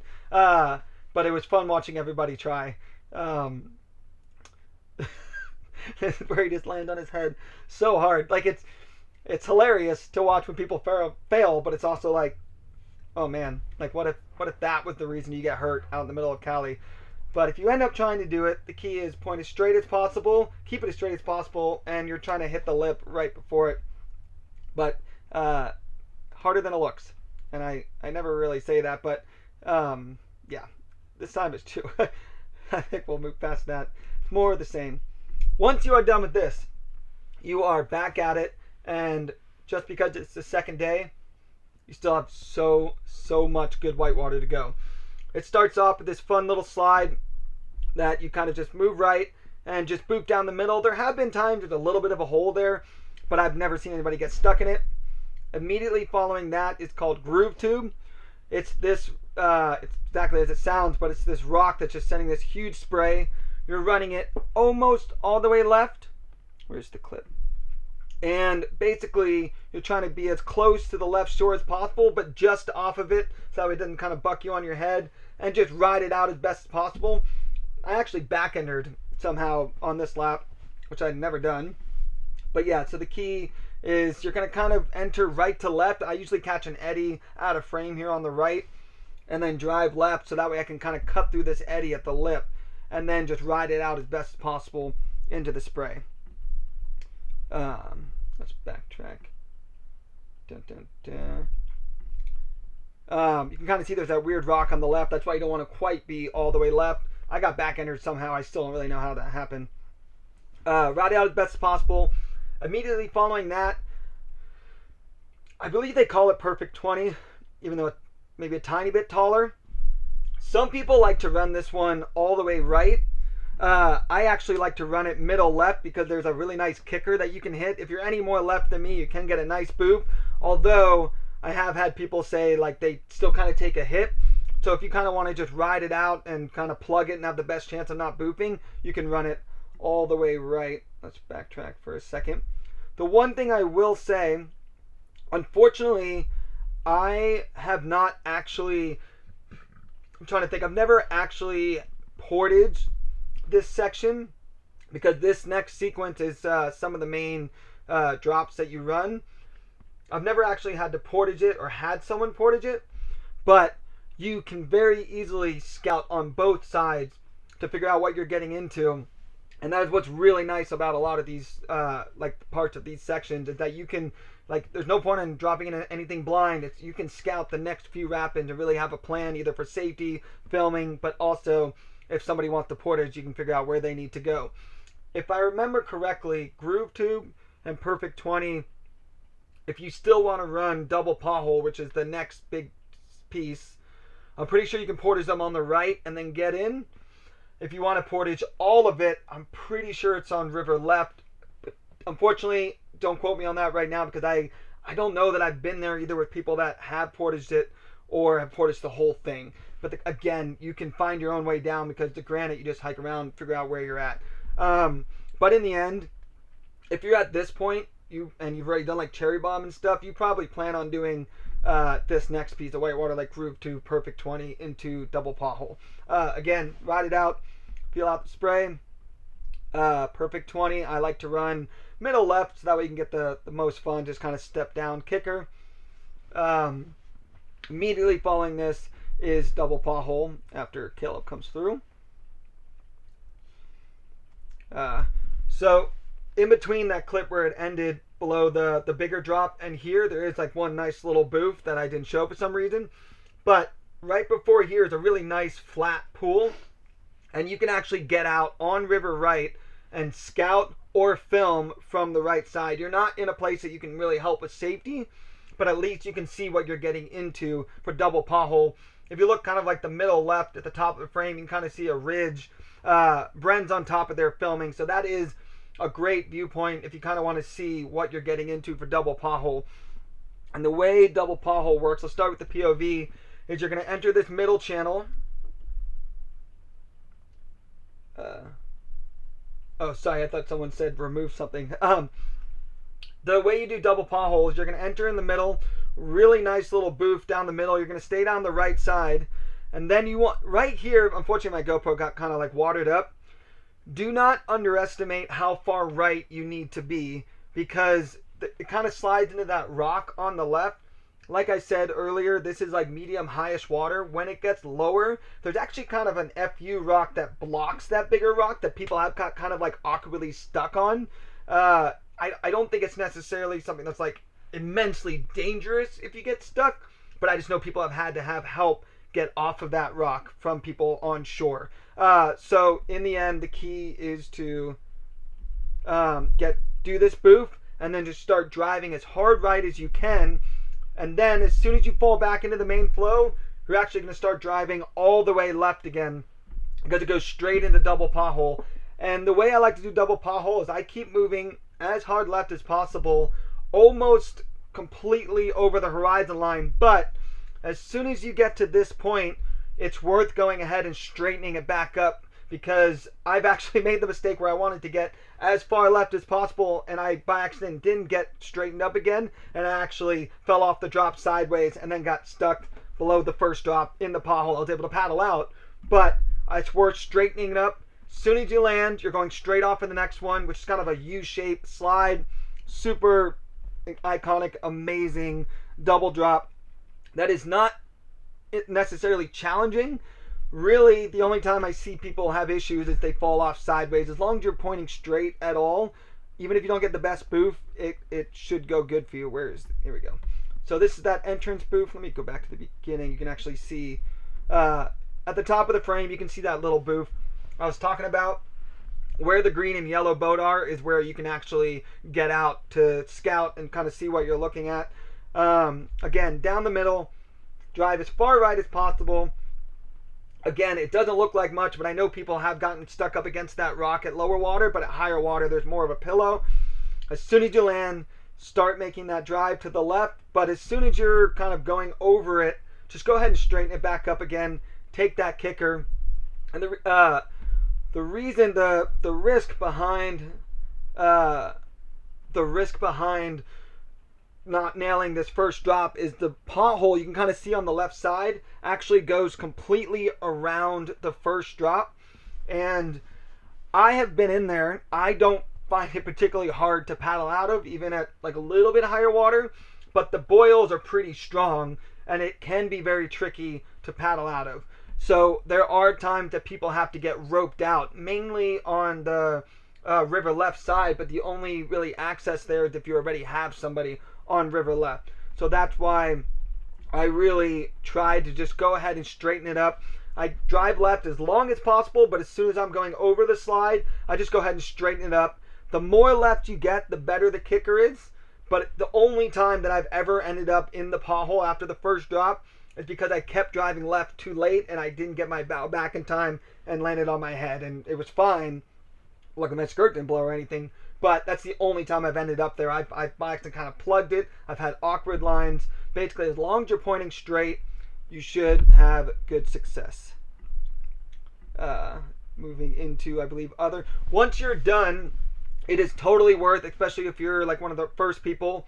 You can wait for the next person to come through, but you from here you can actually get out on river left and go up and help film, set safety, have your rope. So from where I'm at, it's not super easy, but you can actually get down to that lower ledge to get easier access to somebody that would be in that pothole. But at least from here, you can watch with your rope ready if somebody were to have any issues. But everybody that ran it, you know, even if you kind of fall off it awkwardly, as long as you're pointing straight, you kind of blow off of the next one. Everybody kind of had different entrances. Everybody kind of had different lines. But because they were pointing straight, they still had great lines. He had an epic booth, but unfortunately, he got super rejected on the next one. This next hole, it's not like the most savage, but it can give you some powerful window shades and stuff. You can surf out on either side, but I have seen a number of people swim out of it just because it kind of takes you by surprise. It can give you some window shades, and it's just kind of awkward. Like right here, you can see like he almost does like a loop. Like, just, you can surf out on both sides, but it can give you a surprise for sure. But again, you don't need to swim. You can surf out on both sides, but obviously he, you know, surfed for a bit, had some big, powerful window shades. If it's anything lower, that hole only gets less powerful. But it is one of the most fun double sequences out there. I absolutely love it. But as you can see, like, even people that aren't as far left still getting a great booth. It's just a lot of fun. Then of course Bren launches it. For the second one, the more right you are, you just kind of go where you land. But the rights, both sides are good, but the right side is the most kind of slide. So if you're worried about that hole on the second one, the more you can kind of stay down the right side, the less chance of getting stuck in it. And then immediately following this, we get into Waterfall Alley. This one, it's literally directly after double pothole. You want to go ahead and scout on the left. This is one of those ones where this is a little bit committing. It's a couple booths back to back. It's a super easy portage. Again, unfortunately I have not portaged it, and I'm not sure if I've been with anybody that's portaged it. but I believe that you portage down the left side and then you get back in before the next tall waterfall called Kiwi in a Pocket and move back to River Right. Again, though, as you can see, super easy to get out, walk around, and find the best way through.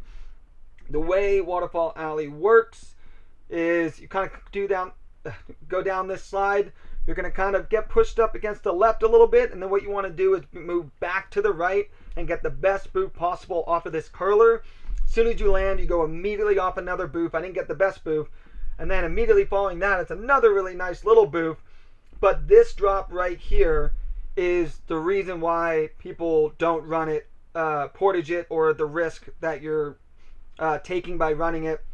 It's not the craziest drop. It's like a 6-foot boof, but somebody has passed away in the pocket on the right.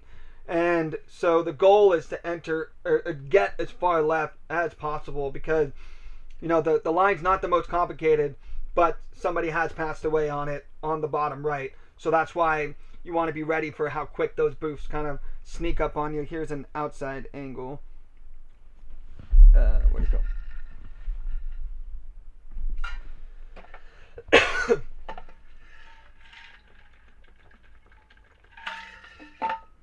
As you can see, I didn't get like the best boofs, and then just try to drive as far left as possible.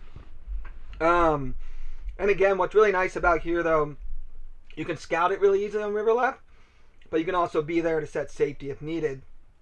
But that would also mean that if you're last, you don't have anybody up there for you. So that's why there's no point on running this sequence unless you're 100% confident that you can handle potentially having something weird in these holes, potentially side surfing one of these holes, because you cannot come out of your boat on this one, because you have to get all the way left on the last one.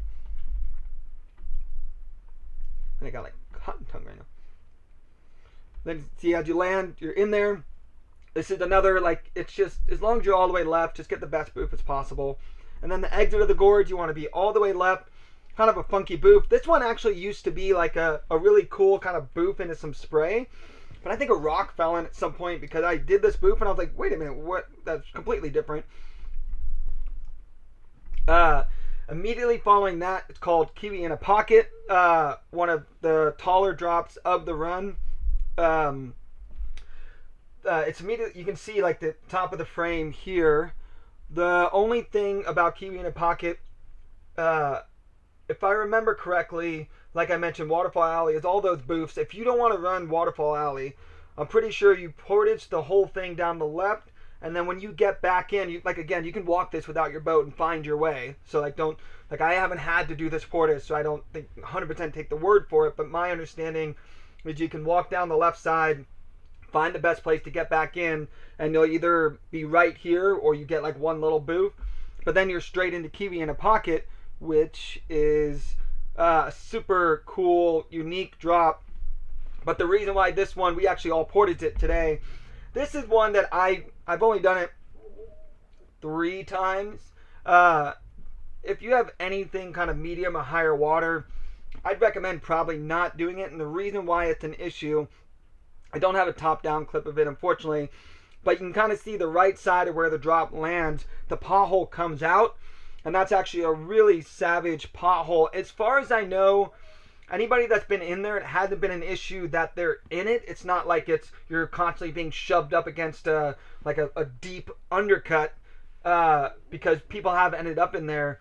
But the issue with it is that it's not actually possible to paddle out of. The boils coming off of the pothole because of the drop are so big that you can't actually paddle out. So if you run this drop and you end up in that pothole, you actually have to be vertically extracted out.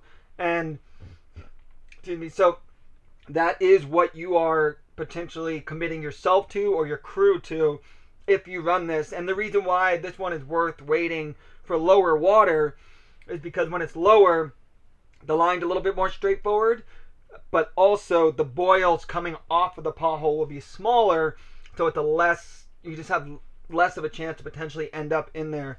But it is really important to know when you are doing this drop, you are putting yourself and everyone at risk that you have to do a vertical extraction, which can be incredibly time consuming and often difficult, especially if you have a smaller crew. So it's a very fun drop. I've done it a couple of times, but I generally walk it just because, as enjoyable as it is, it's a mission if you end up in there.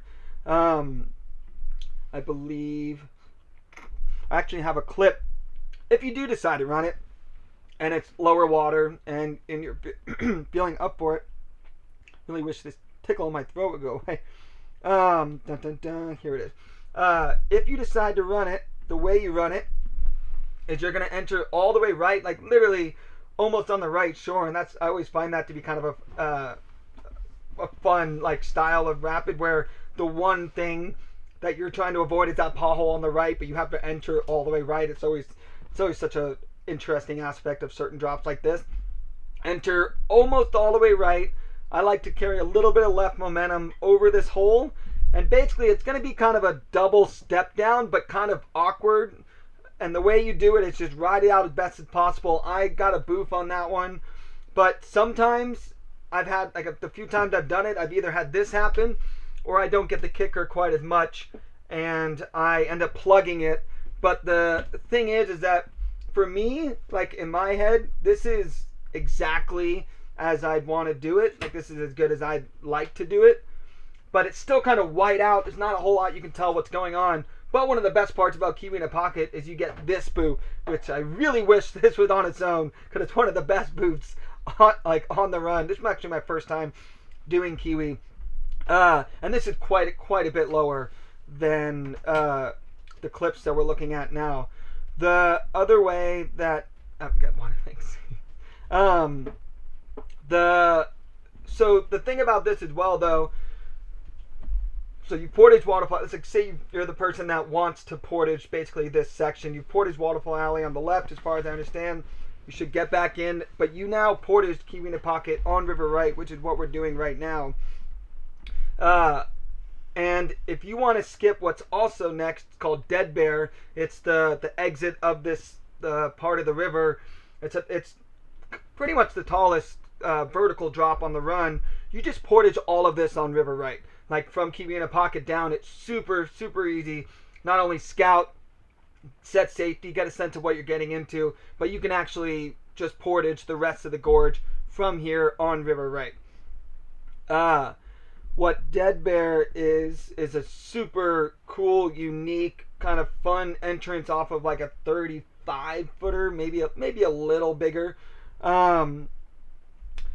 And normally the rule of thumb, the way I usually kind of look at it is like if it's low and you're skipping Kiwi, you're probably going to skip Dead Bear. But I really like doing Dead Bear, and I really like this seal launch option to get in for it if you're feeling up for it. So this is literally like Kiwi in a Pocket's just above me. Here, let me find Caleb Kiwi seal launch. So this is literally just below Kiwi in a Pocket. There's a super fun seal launch that puts you in just below the next spoof, and I find it a straightforward place to put in. It's super fun, and I just love seal launches. Then what that goes into is Dead Bear, which is I think it's one of the more kind of fun, kind of different style drops in Cali. Really, it's super fun. Dun dun dun. I forgot I was going to talk at this point. The Dead Bear, again, you can scout it on River Right from above Kiwi in a Pocket. You can walk down the whole ridge. You can set safety. You can film. You can see everything you're getting into and decide whether or not you want to run it. I think I've done Kiwi maybe 3 times, but I've done Dead Bear probably, I don't know, 8 times at this point. I've actually lost track. Here's Bren seal launching in. I really enjoy that seal launch personally. And you can actually scout if you are committed to Dead Bear, like you scouted from below, you scouted from the ridge, and you're excited about doing Dead Bear. After you seal launch in, there's a boulder pile right like at the bottom of the pool after you seal launch in that you can actually get out on, and you can walk almost at river level down almost completely to the drop, so you can kind of see the entrance from a different angle if you're still trying to figure out how to do it. But the nice thing about Dead Bear, it's not a difficult rapid to know how to enter, because it literally stay down the left side the entire way. So you're going to start off kind of a fun little booth, fun little slide. You're staying down the left channels the whole way. And then from here, you're going to do some like awkward little, just kind of flowing down the left side stuff. And then from here, you're about to go off the main drop. You're going to do one more kind of drop into the slot. And it's basically a flume that goes off of a kicker off of like the 35, 40 footer. Now, with this play it and then backtrack so we can really see what we're looking at. And you kind of just ride it out as best as possible. At lower water, that kicker at the lip becomes a lot more pronounced. So like I said, this is medium high water. So I had expected to take the kicker at the lip a lot more, and it actually wasn't really there, and I think it's just because it was higher water. So if it is medium high water, basically work your way down the left channels, keep the boat balanced. When it comes to like this part right now, don't underestimate the power of those little features, because I think one time, I think it was right here, Alec dropped in and his bow went up on the left wall and he actually ran dead bear backwards. So like definitely, you know, you're staying on the left, the line's not that complicated, but don't underestimate all these little pinches. And then from here, straighten it up and just feel out the kicker as best as possible, take some strokes if needed, and then you're going to land at the bottom, and it's a super fun drop. I'll go ahead and show, where'd it go? This is my lap in 2019, which is more what I'm in the past, the level that I've usually been there. You can see it's much lower water, and this kicker becomes a lot more pronounced, and you just absorb it as best as possible. Just feel it out. I've seen people kind of awkwardly get a little bit on their head. Some people kind of kept their bow up a little. Just try to ride it out as best as possible. I usually try to straighten it up and just absorb it as much as possible, not do anything too crazy, because, you know, in this one, for a second, it looks like my bow is going to come up, and then it just slowly starts coming back down. I've also got a top down. Here's a below angle. So you can see, like, the kicker's not crazy at these flows. It's still there, but the water kind of flows off it a little more. But again, just straighten it up as best as possible. Absorb whatever's there, set your angle as much as possible. You're always going to kind of have something funky happen, but it is a really fun kind of unique drop. Also got Caleb on dead bear. You can see, just cruise down the left slide, stay down the left side, just keep it as straight as possible. Dun, dun, dun. Let's go ahead. It's a really cool drop that I'd love to do, and you just ride it out as best as possible. You can see it's even a little more left, and it still goes super good.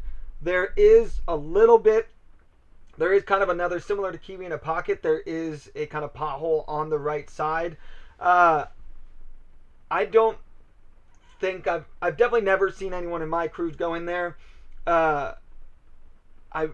I can't say I've heard of a lot of people going in there. I'm trying to remember if you can paddle out of it. If you do, it doesn't go as far back. So I think the boils are coming off of it really strong. So it take a lot to end up in there. But the other thing about dead bear, and the reason why I know it's really hard to end up in there, is that the right side of the rock where Caleb is now, let me pull this down a little more, people actually, so there's a second way to do dead bear, which when Nuri and I were doing that filming project with Rush, she ran it and I didn't, where you actually, and there's people used to do this all the time. I just never thought it looked that fun. But what you can actually do is put in on the right side of the rocks where Caleb is now, and it's literally as far right as you can see it. You're just seal launching into that right channel and trying to get your momentum back to the left to stay out of that right pothole. I never thought it looked that fun, so I never did it, and so I've only ever done the left side. But it's just a very unique, very fun drop that I love the opportunity to go do. Where these guys are standing, as you can see, you can either, again, hike down the whole gorge on River Right, but when you're done with Dead Bear, you can get out on River Right and hike back up to be where those guys are standing to film, set safety. If you split into two groups, you can be there so that we can let the people upstream know that everything's all good. It's a really unique and fun drop, but it is one of the kind of taller ones of the run, and so you just know the kind of the run you're committing to. Dun dun dun. Let's cruise here's like as soon as the crew I was with finished, I walked up to drone and film everybody else, and of course, you know, always talking to the GoPro.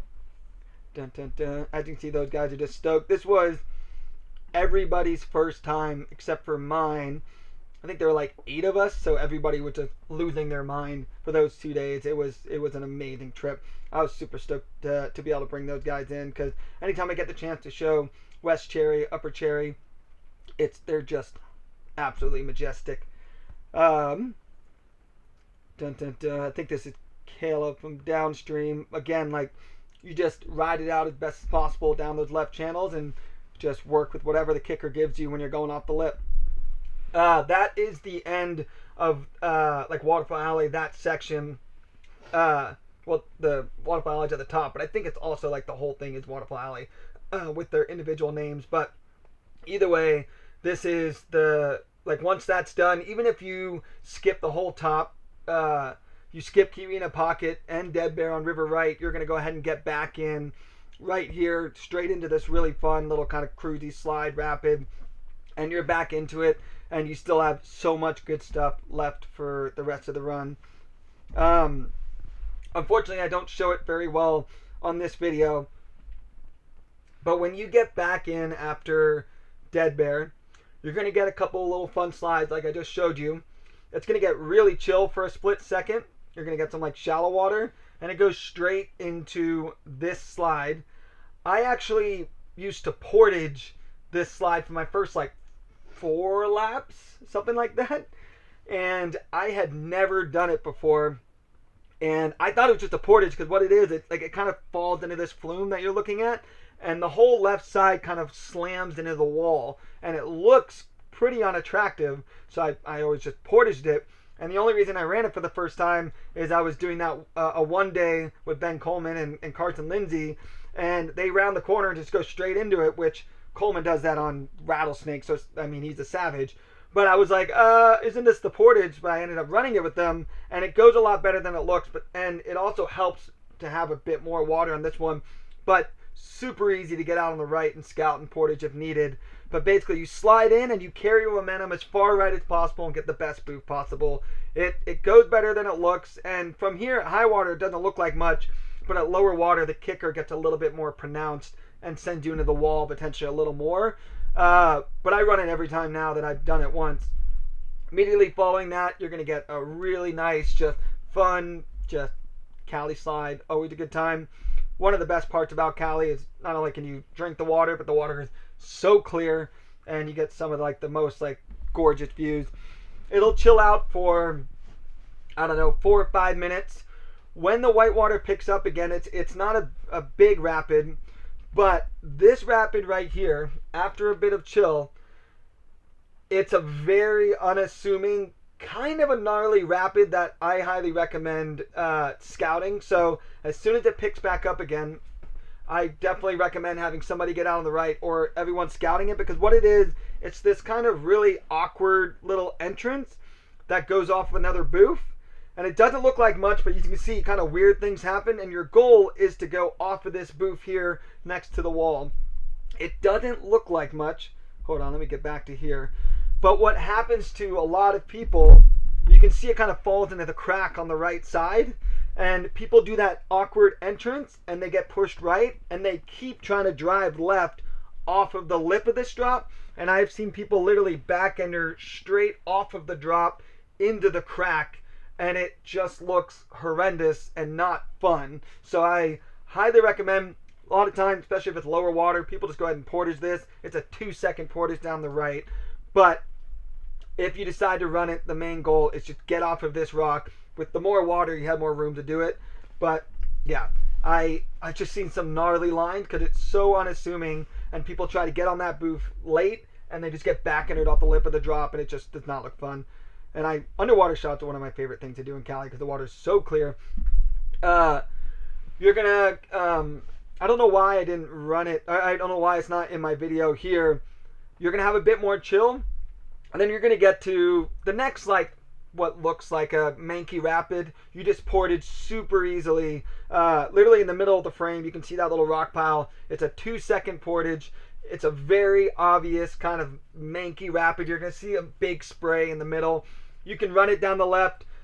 I don't, very rarely when I'm running it down the left do other people also run it because it's just kind of funky and manky. 2-second portage down the right side. So again, after some more chill, next time you see a kind of manky rapid with some big spray in the middle, 2-second portage on the right side. Then, from here, you are now at the confluence of West Cherry and Upper Cherry. And from here down to the lake, it's just non-stop, incredible whitewater. That is so much fun. The first thing you're going to do, I don't actually know the name of this one. At high water, you run this on the left side, where that kind of left side of the frame, it becomes this big, like, epic boof. But at low water, it is really easy to scout. Again, like, when in doubt, scout. But it's super easy to scout on river right here and set safety. And you can actually portage it really quickly on river right. Like, you literally seal launch in just below it. So this is not a long portage if you decide to portage it. But the way you run it is you kind of go almost all the way right, and it's just kind of a step down boof. But it does have, oh gosh, I got sent forward. But it does have a little bit of a hole, especially at West Cherry flows, because again, West Cherry and Upper Cherry come together just above where I'm at right now.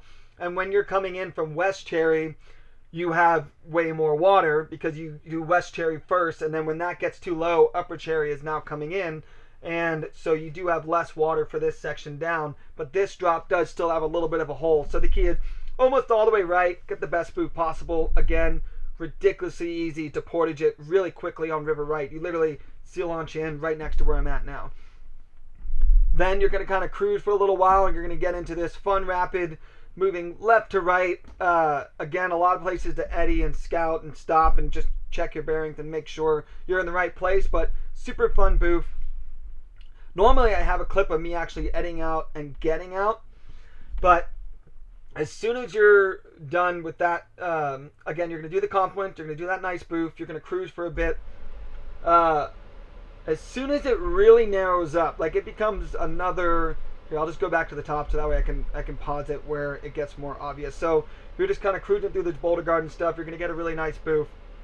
As soon as it looks like it's narrowing up again, this is called Red Rocks Gorge, and it is a very obvious, like, oh, things are getting really narrow again. What you do is you get out on the right, upstream of where I am now. You're going to see a nice kind of granite area to climb up. You're going to climb over, it's like 45 degrees, and then you're going to put back in on this seal launch. If you don't want to put back in and run this next piece of whitewater, you can actually keep portaging this whole thing on river right, but you work your way back down to water level. So again, when it really looks like it's narrowing back up, it's called Red Rocks Gorge. The first drop, the top left of the frame right now, top left corner, is the bottom of an entrance, kind of weird flume, kind of awkward drop that people have run. I've run it at higher water, like a lot higher water than this, but most people, especially at Upper Cherry flows, just go ahead and portage it. It's like a flume off of this big pillow that goes off an awkward kind of like another hole drop thing. So literally what you do is you go up onto the granite and then you seal launch back in right here. And this seal launch is also super fun because it allows you to land, to just skip right into the eddy. Really enjoyable. From here, you can actually get out again on river left to scout / set safety for anybody else that wants to run this next rapid. And this next one has a couple big holes, which is why a lot of people end up portaging it. As you can see, super, like, it's a decent sized hole even at Upper Cherry flow, but the key is just to move as far right as possible and skip over and just stay right. As long as you're all the way right, you should be able to carry your speed through. From there, you're going to kind of go down this kind of, little awkward flume. It looks like there's a big hole. There's not. And the good news is you can actually see all of this from when you're, like, before you're doing that seal launch. I thought I filmed everyone. That must have been a West Cherry video. Sorry, I thought I filmed everyone looking upstream. So this is, again, right after where you're seal launching. Sorry if I'm making everyone lose track of where we're at. If you do want to run this, all the way right. But if you don't want to do this because the holes intimidate you, you can either do that seal launch in and get out where I got out to film Bren and Portage it, or from where the sea launch is, you kind of work your way back down to water level, which is river right at the frame. You can walk almost at water level past all the scary holes and put back in. So those are the two options for portaging this piece right here. And this looks like a hole from upstream. It's really not. Immediately following that, it's going to be the channels on the right. It's a super fun kind of moving right to left boof. It's kind of awkward, but it goes great. And then you're going to kind of cruise for a bit. You're going to get this nice flume over the hole. I like to hit the hole directly in the middle, but when in doubt, at the bottom of that gorge, you just go all the way left. Let me go and backtrack. Make sure I'm not getting ahead of, where'd it go? Oh my gosh, gone too far. I need a 10-second skip button. Again, right to left, super fun boof. As you're coming out of this little gorge into that nice big pool, it's just a really fun hole to boof. You can run it all the way left. At the bottom of that flat pool, you get into, again, I say it a lot, but one of my favorite pieces of the run. This one, that flat pool. Oh, where'd it go? Oh no. Man, I really got to work on the skipping part. I apologize. Here we go. This is what I wanted to do. Right here, when you get to this really nice pool, at the bottom of the pool is the next good section, but you actually want to go ahead and scout. You can scout on river left this whole section and portage it if you need, because it's very continuous and it's nice to know where to go. You can set safety, but also we've even like walked up to do laps on this section. So when you get to the bottom of the flat pool and it looks like it's stacking up again, go ahead and you can scout on river left and portage on river left, whatever you need to do. But the way you run this isn't the furthest right channel, this is the second from furthest right. And it's just kind of this weird, almost vertical slide. I like to go ahead and push off that rock as best as possible. This next part, I feel like there's a couple boofs I missed. Not a couple boofs, there's one little boof I missed because I'm thinking of the West Cherry video, because at higher water, it looks more thrilling, but I'll still describe it. Sorry, I apologize if I'm losing the plot a little bit here. For this entrance, again, bottom of this pool, second to last channel, I like to go ahead and plant my paddle and push off of the rock on the right. As soon as you land, go ahead and stay down the right side. It's just a little kind of cruisy rapid. There's a little bit of a hole in the middle at higher water, but at low water it's super chill. And then a little bit downstream, you get a quick little break. It's going to be a really fun boof down the middle, and this whole rapid kind of swings to the right, and you want to be as middle or middle left as possible. And you're just kind of cut over that curler a little and then straighten it up. Again, all of this, and if you get pushed a little middle or middle right, it is fine, but you're just trying to kind of stay wide on that corner. Again, at the bottom of that flat pool before this section, you can scout this whole thing, set safety down the whole river left or whatever you need to do, so you can really see what you're getting into. As soon as that's done, you're heading into, there's a small pool, small break, so you can eddy out on river left if you need to get out, scout, or help someone upstream. The way you run this one is you kind of enter anywhere and you're going to boof over this first kind of slide hole. You're going to kind of cruise. It's just a long, fun flume all the way to the end, especially at West Cherry flows, is so incredible. Just drop it in that curler, ride it out, and then at the bottom, it looks like there's going to be a hole. Sometimes you get back enter, but I've never seen someone actually get like stuck in that hole, even at high water. Immediately following that, I don't know why, but I am missing one little slide. So I guess we're going to have to go off of, I think because this season I just done West Cherry, and so I did the whole lower run, but then because Upper Cherry is right after, I guess I didn't include some of the little stuff. But there's actually one more slide before this one that I'm showing now. Dun, dun, dun. 23, 27. Let's back up a little bit. So I'm making this last part a little complicated because I thought these clips were in this video, but I'm flashing back to the West Cherry video. To land. So after this, it's going to be, okay, we're back where I was. I'll just describe it with the full screen. That'll make it easy. Again, it's all a learning process. After that super long flume rapid that I described, you're going to get a little bit of chill. You're going to get one fun little slide down the middle. And then before where the video is about to pick back up again is a kind of fun little slide that goes off of like a 3-footer. You just enter that all the way right and then finish in the middle. For this section that I'm showing now, about to show, you can scout, you can portage the whole thing and scout the whole thing on river right. But the way you run it, this is going to be the first kind of more vertical one. This is right after that fun slide that you enter all the way right and finish middle. You can scout this on the right really easy, like literally right where I'm at now. There's a great eddy. You can get out, scout, and portage if you decide you don't like it. You run this almost all the way right and get the best boof possible.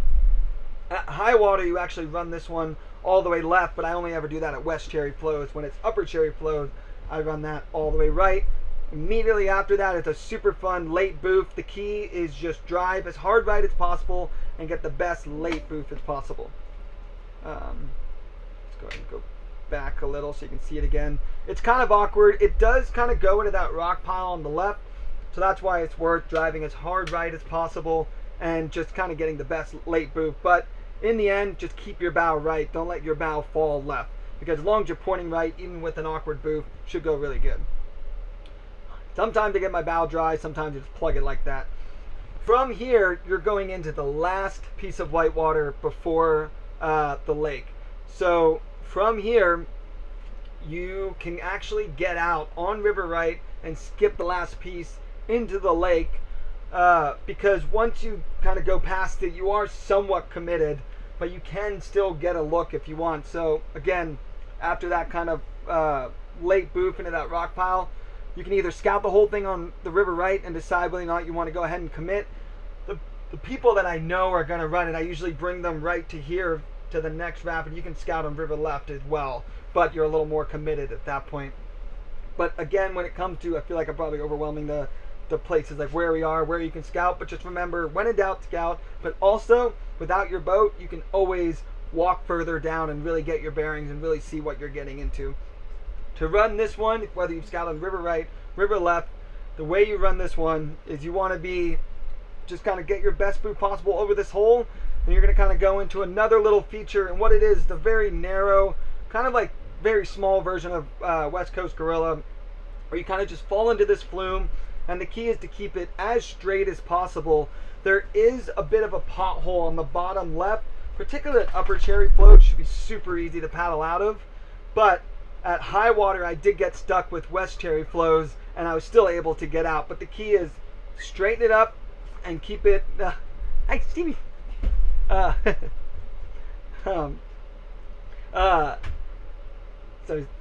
the dog. Straighten it up as much as possible. Ride it out. But when you come out of that flume, move as far right or as far left as possible, because it does go straight into a hole. As you can see there, the hole, it's actually more of just kind of a boil hole. Like it's a pour over, but the boil's so big that it kind of just pushes out both sides anyway. But when you come down that flume, when it shoots you out, head right or head left, whichever way you're heading, and don't try to fight it. Just go where you end up. Let's see here. I'm going back to the top of this flume so you can kind of see the whole thing come through. Again, carry your speed, straighten it up. Ride it out as best as possible, but try to keep your bow a little bit right. Whichever way you come out, just finish the drop on the river right or river left. Immediately following this, you want to run all the way left, and what it's going to be is kind of this almost vertical slide that you want to get your bow as hard left as possible, because you kind of go through this kind of awkward slot. And then from here, you are literally boofing into the lake. The one thing I will say, again, it's that almost vertical slide. One thing I will say about this final boof is the height. I love how I keep pausing it and then trying to like get it to where it's a little earlier and pausing in the same place. I will work on that.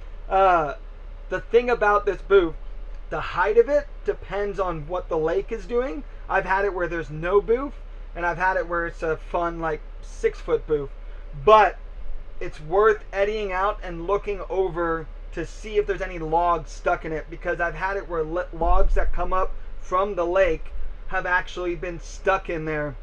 There was a tree about this big stuck in it when the booth was taller, and I went over it blind because I just figured, oh, we're boofing into the lake, and I boofed onto the log, but luckily went over it instead of getting back entered, potentially under it, and getting stuck in the hole with the log. So it is worth eddying out above it and at least peeking your head over to see if there's anything in it. And then from there, you are at Cherry Lake. And then you just cruise the flat water across. It's a really fun hour paddle. It takes some people an hour and a half. I always try to sprint across it. I think I've only made it under an hour once. But every time we did it, I always try to sprint across it because it's just so fun. But let me make sure I got nothing else that I missed, because Upper Cherry's got a lot to cover. So yeah, so that's Upper Cherry. Sorry if it got a little crazy at the end there, because it's easier when you're like coming into Cherry Bomb, but the problem with the downstream stuff is we usually don't pull the cameras out, so we're kind of just cruising. In the end, if you have the opportunity to go to Cherry Bomb, I highly recommend it. The one thing I will say is, when it comes to the water level, it's one of those runs, waiting that little bit longer, even if it ends up being super low, and some things are just, not as enjoyable. Some of the in-between stuff isn't as good. You can run this river incredibly low and have an amazing time. And what's really nice about it being lower water is things like Cherry Bomb get more straightforward. A lot of the bigger slides get more straightforward. The holes get a lot way smaller. So this is just one of those runs that, when in doubt, even if you think it's going to be on the low end, it's always better to go in low than too high, because it is one of those places that some of it's really gets harder to portage, or if you go in too high, maybe you find yourself portaging way more than you want to on top of the hike in, regardless of what side you do it on. So I 100% recommend hopefully finding somebody that knows it go with you, and even if you don't, go in when it's low. There is a gauge for it on Dreamflows. I meant to show the link for it on the video, but you can find it online. It's Upper Cherry on Dreamflows. I can pull up. The gauge has changed in the past. In 2023, we thought we were going in at kind of the lower level, and it actually ended up being medium high. Let me pull up my river levels note, because every time I go kayaking, I try to write down what the levels are doing. So for this lap, when I was there in 2023, in 2021, those laps I did in previous, the window for it was higher than what I'm about to say. But in 2023, I guess for some reason, I don't know, something shifted, something changed. But my window that I have is 150 to 300 on the Dreamflows gauge. But if you're somebody that's going in 2026, try to find someone that's either already done it, or find a local that knows whether or not the gauge is still reading accurate, because I don't want to say those levels and then realize that the gauge is completely changed and get you guys into a bad situation. So if you're going in next year, double check the gauge is reading the same as it used to, and if somebody's already done it, get some beta when you can. The nice thing about Cali, there's a lot of locals that want to help out. Everybody just wants people to have the best time possible. There's always somebody you can reach out to get that extra info, that maybe there's something I missed, maybe there's something that I wasn't clear on. So, in the end, the kayaking community, we all want to help each other out there, but we also want everyone to be safe. So if there's any info, any questions you have, you can find it. And when it comes to Upper Cherry, again, even if it's on the low end, you're going to have an amazing time. When in doubt, scout. It is so easy to get out and walk down, even past the one rapid you're looking at. You can go down and scout for the next 3-4 at the entire gorge. It's always better to take that extra time than it is to potentially bomb into something you didn't realize that you were heading into. And another thing that's just incredible about Upper Cherry is, especially if you run pretty much Cherry Bomb, Dead Bear, all of that, there are so few portages on that run. It's so much good whitewater. But the good news as well, even if you're someone that's like, I don't want to do Kiwi, I don't want to do Dead Bear, I don't want to do Cherry Bomb, you will still have one of the most amazing few days of kayaking, because there's so much just that, a lot of times stuff that you don't even see in the video, but on top of that, the location is one of the most beautiful locations in the world. This will end up on YouTube. So at some point, I haven't decided exactly when.